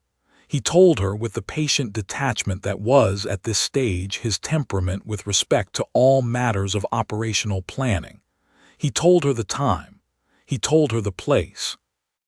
He told her the absence of any weapon, in his hand or hers or Ron's, anywhere on the steps. He told her in particular of the small piece of work that Scarnack's senior loremasters had been preparing in the Goblin Nation's deepest vaults for the previous 14 months as their particular contribution to the matter. The piece of work did not have a name in English. It had a name in the Goblin tongue that meant, in approximate translation, the annulment of an unkind summer. It was, Hermione observed when he had finished, a remarkably specific working. "Yes," he said. "It will only work on him. It will only work on him. The architect is the only person in this island on whom the components are, in goblin metallurgy, somewhat particular, would have effect. The components are calibrated against the magical signature of the architect of an arrangement laid against an heir of a sworn house, for the working of which the arranger has, in private correspondence, used his own name as the seal. The architect signed his own name on each of his instructions to the network. He has done so for 40 years. He was confident no one outside his correspondence would ever read the instructions. He was, in this confidence, mistaken. The Goblin Nation has read every one of them. The metallurgy has been calibrated against his signature down to the small individual strokes. And it will, what? It will perform in him the same severance he attempted to lay in me. It will sever the parts of him that were dedicated over a period of 40 years to the arrangement of children. It will not, in the strict legal sense, kill him. What will it do, then? It will return to him his age. His age. He has, by the goblin assay, been carrying for some 40 years a small load of stolen years. Not by any deliberate working of his own, by accumulated incidental gain from the workings he has laid on others. It is the kind of small theft a man of his sort accumulates as a natural consequence of conducting his correspondence on a regular basis. The annulment will return the load to its rightful owners. He will, accordingly, age in a single moment by the number of years he has stolen. The number is, by the Goblin Nation's reckoning, 80. Hermione looked at him for some time. He will be, she said, 193. Yes. He will not survive that. Number, Harry. Yes. This is a kind end. It is a goblin's end. The goblins are kinder than I had supposed. They are particular, Harry said. They have a preference in matters of long quarrels for the orderly and the proportionate. The architect, in his accumulated theft, has helped himself to 80 years. The annulment returns the 80 years. There is, by the standards of goblin justice, no surplus and no deficit. The matter is closed. Hermione was, for a long moment, silent. She then closed the goblin leather notebook with the small, efficient finality of a woman closing a long file. "Tell me where to stand," she said. He told her. The evening was the 4th Saturday in May, and the long, pale northern dusk had been settling over the Hogwarts grounds since just before 9. The lake was the color of pewter. The Quidditch pitch, the towers, the small mosaic of the greenhouses, all of these had begun the slow blue-gray fade of a Scottish summer evening that does not, even at 10:30, quite become night. On the wide stone steps at the front of the castle, between the great oak doors and the gravel of the drive, an old man in deep purple robes was waiting. He was alone.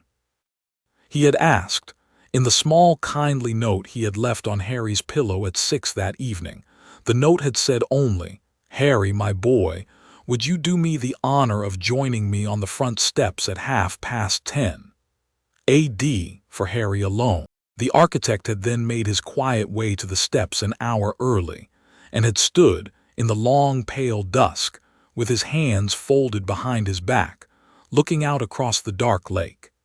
Harry came out of the great oak doors at 10:29. He had on his school robes. He had on his shoulder the small leather satchel Hermione had bought him for his 14th birthday, and which he had taken to carrying everywhere. The satchel contained, that evening, 3 things: the case of pins, with its 58 empty velvet slots and 1 single remaining silver pin, the small saucer mirror Scarnack had given him at the age of 5, and a small dull iron locket of goblin manufacture, the metal of which was, by the goblin nation's own appraisal, the calibration vessel of the annulment. He did not put on his glasses. There was no reason that evening for the disguise. The architect heard him coming and turned. The wattled smile was in place. The eyes behind the half-moon spectacles twinkled with the practiced twinkle of 40 years. "Harry, my boy, sir, will you walk with me?" "I will stand here, sir." Quite, as you wish." The architect turned back to the lake. They stood side by side on the stone steps in the long pale dusk. The architect, after a small moment of contemplation, said, 88, 88, sir. I have been keeping count.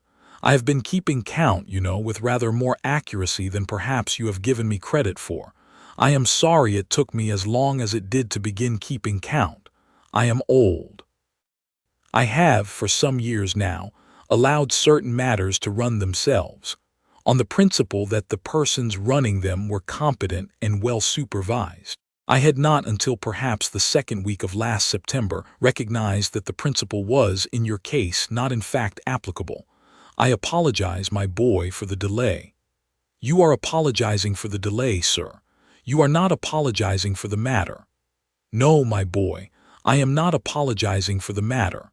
The matter, in its broad outlines, I would, if asked, defend. The matter has, I believe, served the greater good.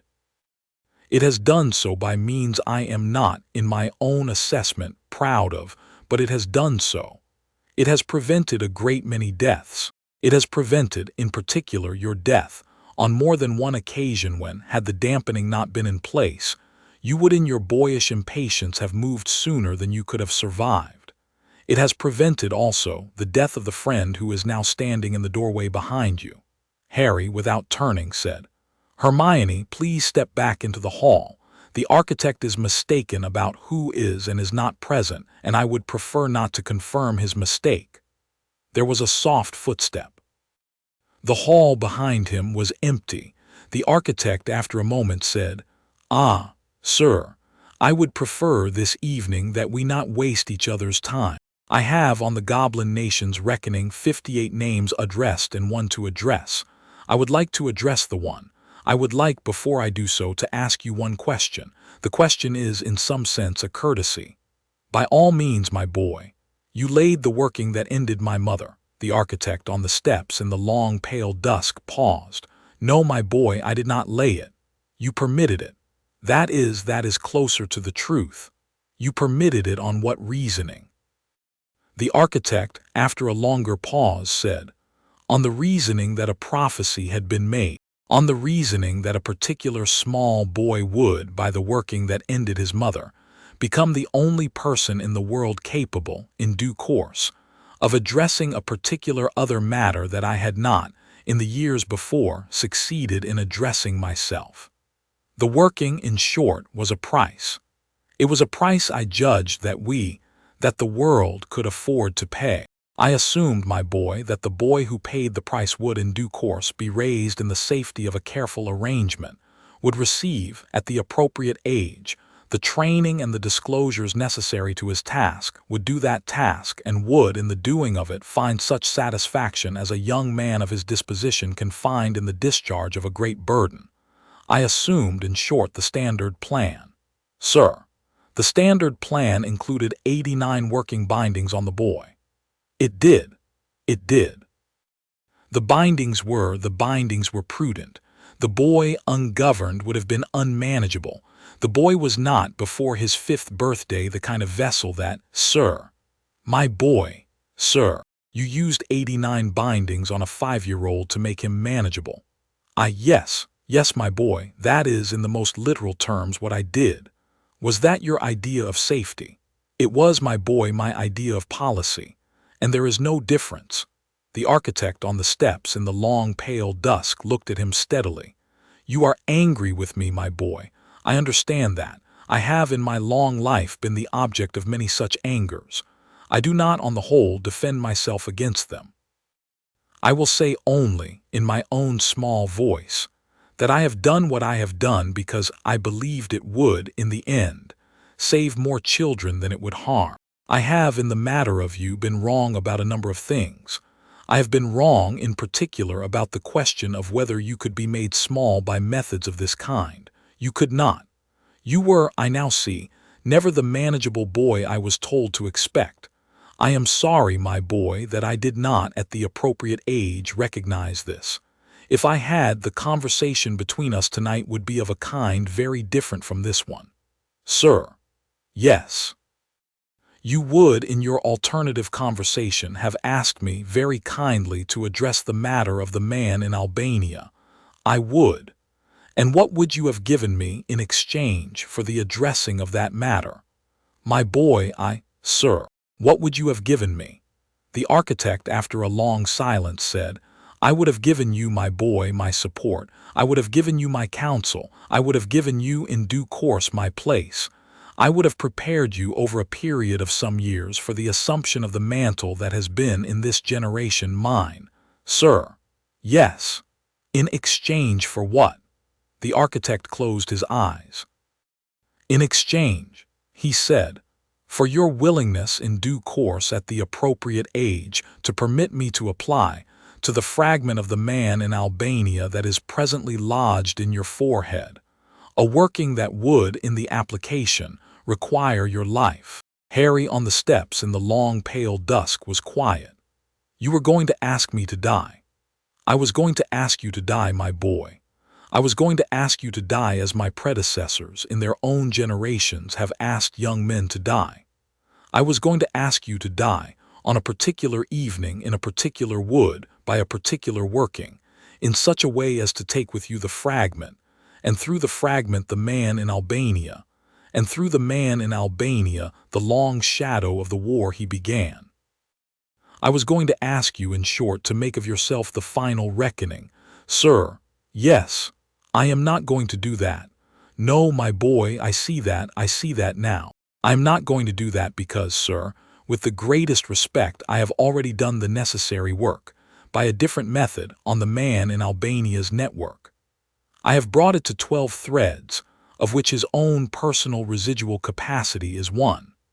I have, by certain quiet arrangements with the goblin nation, set in place the further small workings that will, over the course of the next 4 years, by the time I am 18, bring it to zero. I will not, in the event, be required to die for the public good. I will be required instead to do what I have been doing, which is to work. Work, sir, is, on the whole, more reliable than sacrifice. It scales. Sacrifice does not. My boy, sir, that is a position I had not in my own long career considered with sufficient seriousness. No, sir, you had not.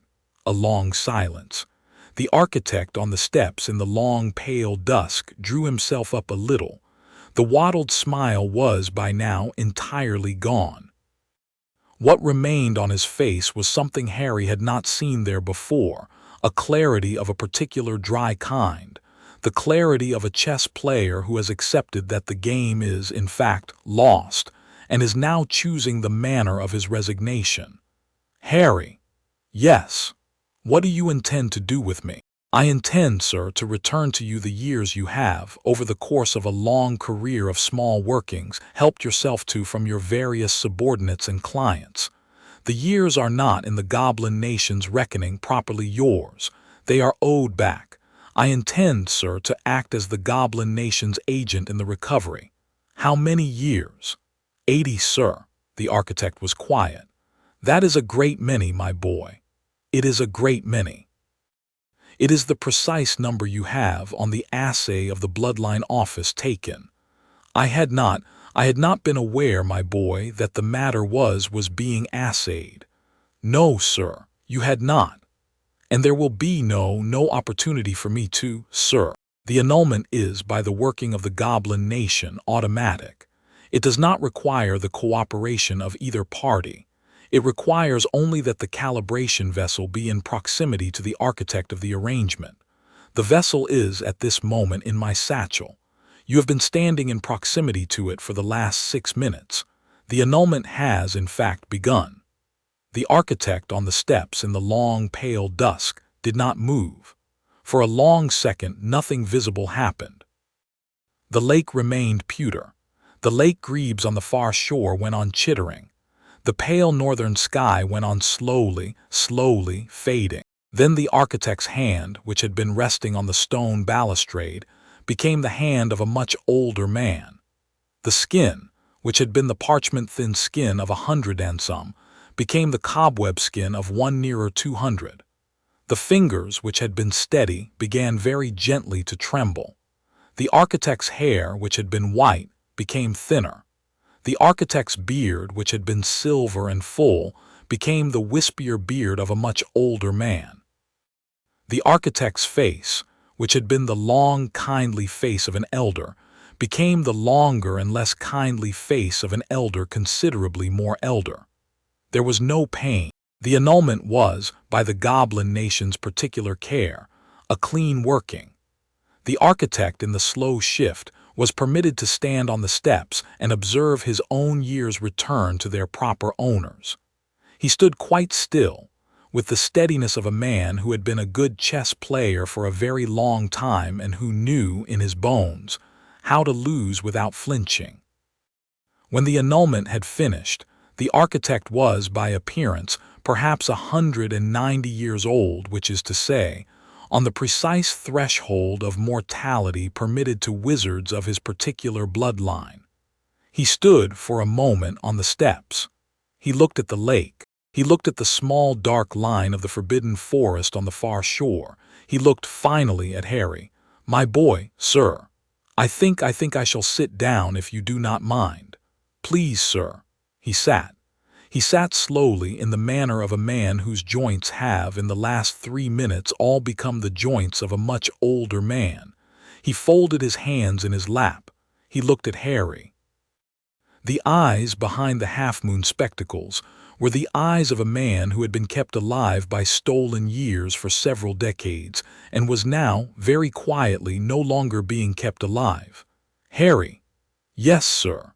I would like, if you would allow it, to ask one final question." "Of course, sir." What will you do with this place, the school?" "I will, sir, leave it in better order than I found it, and the boy in Albania will be addressed, sir, in due course, by work not sacrifice, as I have explained." "Quite." The architect on the step closed his eyes for a moment. "Quite, my boy, thank you. I find that I am very tired. It has been a long time since I have been this tired. I think I shall, with your permission, rest a while." "Yes, sir." "Harry." "Yes, sir." "It is, I have not had, in many decades, the opportunity to say this to anyone in a position to receive it. I am sorry, my boy. I am sorry for the working in October of 1981. I am sorry for the bindings of November of 1981 through July of 1985. I am sorry for the cupboard. I am sorry for the long, quiet network. I am sorry, in particular, for the small, dampening hands of the various men and women I quietly engaged on the matter of your character. I had thought I was preserving the world. I see now that I was, in a number of important respects, only preserving a particular shape of the world. I am sorry. The apology is not adequate. The apology is what I have. I offer it." Harry, on the steps in the long, pale dusk, did not speak for a moment. He found, when he came to it, that the small private warmth he had been carrying since Easter, the small private warmth that had been the residue of Scarnack's mention of the Scarlet Ledger and his mother, was on the steps, very near the surface. He filed it. "Thank you, sir." "Quite."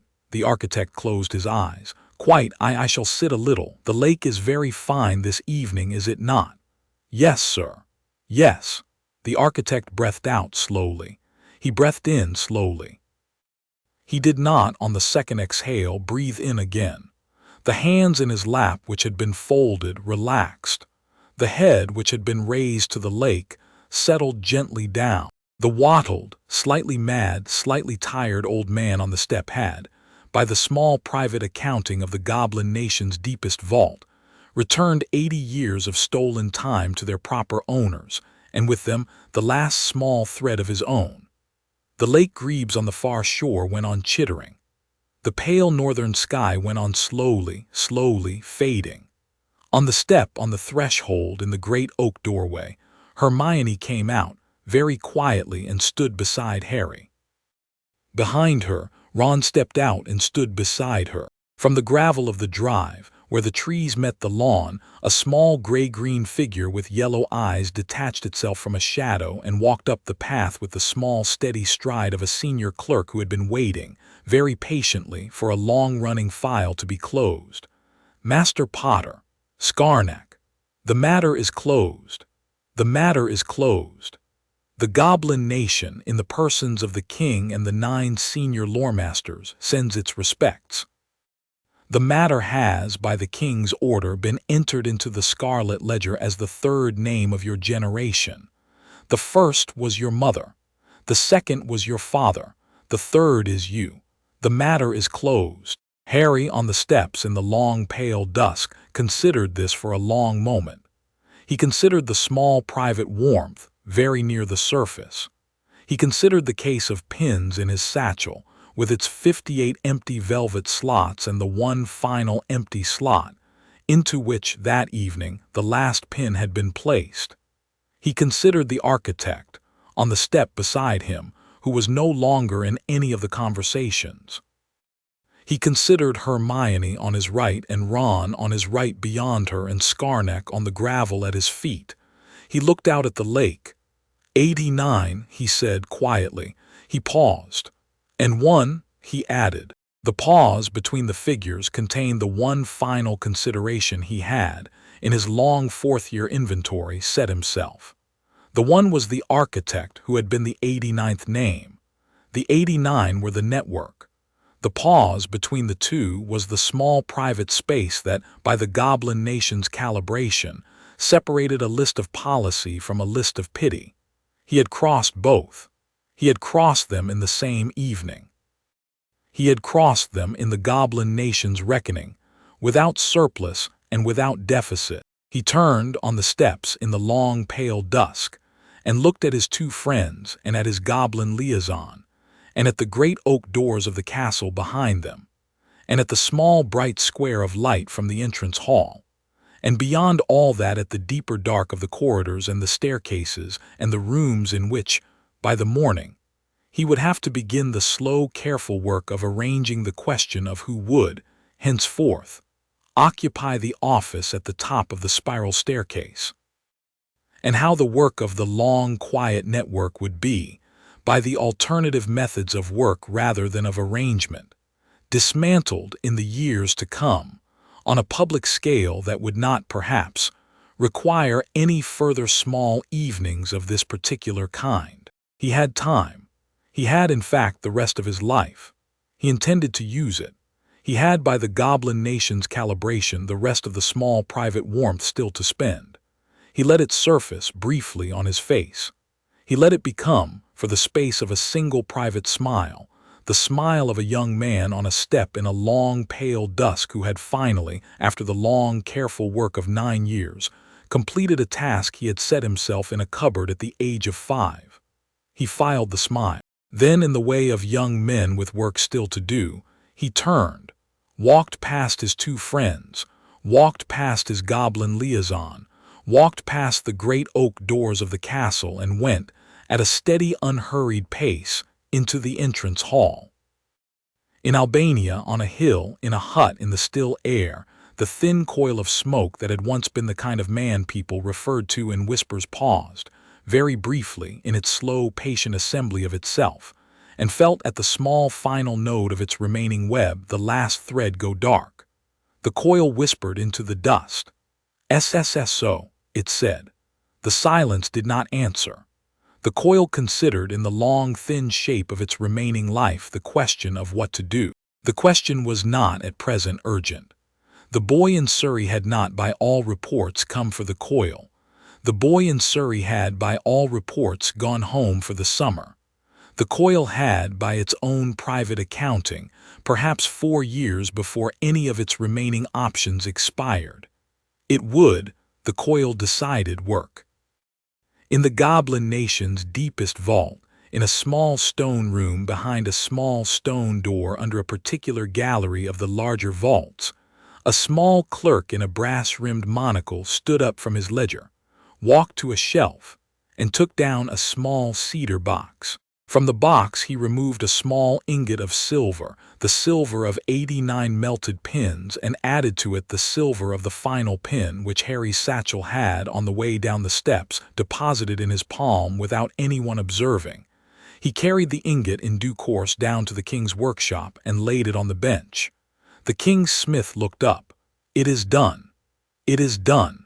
The pommel, the pommel." They got to work. On the long stone steps in the long, pale northern dusk, the old man in deep purple robes was eventually carried, with great gentleness, by the 4 ghosts of the school, into the entrance hall, and laid out on the long bench by the door, and watched over by Fawkes the Phoenix, who had returned at the precise moment of the annulment and had stood on his perch with his head bowed. In the morning, the school would learn that its headmaster, who had been very old, had died of his great age peacefully on the front steps, with the lake before him. The school would mourn. The school would, in time, choose a new headmistress. The new headmistress would, in the years that followed, find that the office at the top of the spiral staircase contained a great many small papers that, on inspection, required quiet disposal. She would, by the goblin nation's quiet provision, receive a competent young assistant who knew, with great precision, which papers required which disposal. The papers would be dealt with. The school would continue. The school would be, in many small ways, better. In the entrance hall on the morning, Harry, who had not slept, would walk to breakfast with Hermione on his left and Ron on his right and the small leather satchel on his shoulder. He would eat his sausages. He would drink his tea. He would, in the afternoon, sit for his 4th-year examinations. He would pass them, in the manner of a young man whose mind had, for many years now, been entirely his own. He would, in the long, pale northern dusk of a Saturday in May, be, for the first time in his life and for the rest of his life, finished. He would, accordingly, begin. In the deeper vaults of Gringotts, the king of the goblin nation, who had been 112 when Harry was first heard at the age of 5 and was 121 now, settled himself in his stone chair and accepted, from a senior clerk, the scarlet ledger of the generation. He turned to the new entry.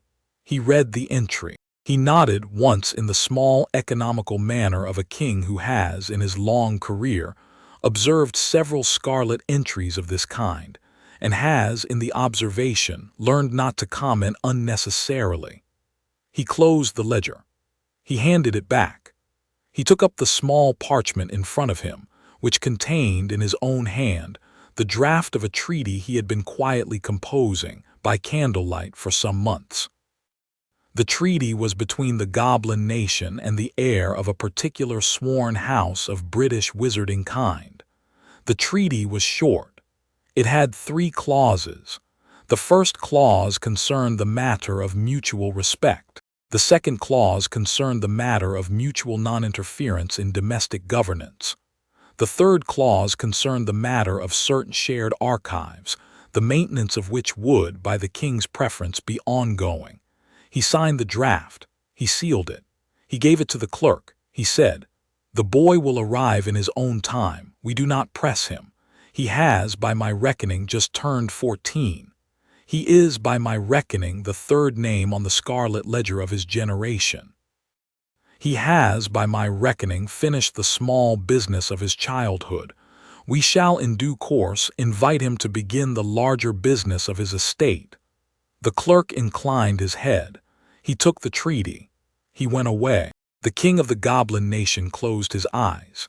He thought, in the slow stone manner of his kind, of the small noise the boy had made at the age of 5, which had been heard, in 940 years, only one other time. He thought of the boy who had made the previous noise. He thought of what that boy had, in his own long career, eventually accomplished. He smiled in the small stone manner of his kind. It was not a noticeable smile. It was, in fact, almost certainly not a smile to any observer who had not, in his long career, been a king of the goblin nation, watching the work of certain small, persistent persons of small, persistent capabilities, become, in due course, the work of the world. Then he opened his eyes, and he resumed his ledger. Above, in the long, pale Scottish dusk, in the small terraced room at the top of a Gryffindor tower, a young man sat at a writing desk with a fresh sheet of parchment in front of him and a quill in his hand. He had in the small leather satchel beside him the case of pins, now empty and ready to be filed in the goblin archives. He had in his other hand the small saucer mirror, which he set on the desk and into which he looked, for a long, careful moment, in order to remember the exact configuration of the small involuntary muscles around his own mouth and at the inner corners of his own eyes in the precise moment after the completion of a long task. He filed the configuration. He would, in the years to come, need to know it. The years to come would contain many such moments. He set the saucer mirror aside. He dipped the quill. He began, in his small, steady hand, to write a letter. The letter was addressed to the Goblin King. The letter was short. It contained 1 sentence. The sentence said, "I am ready to discuss the treaty. Yours, H.P." He signed it. He sealed it. He gave it to Hedwig. Hedwig, on the windowsill, took the letter in her beak. She regarded him with one yellow Chapter 6 end.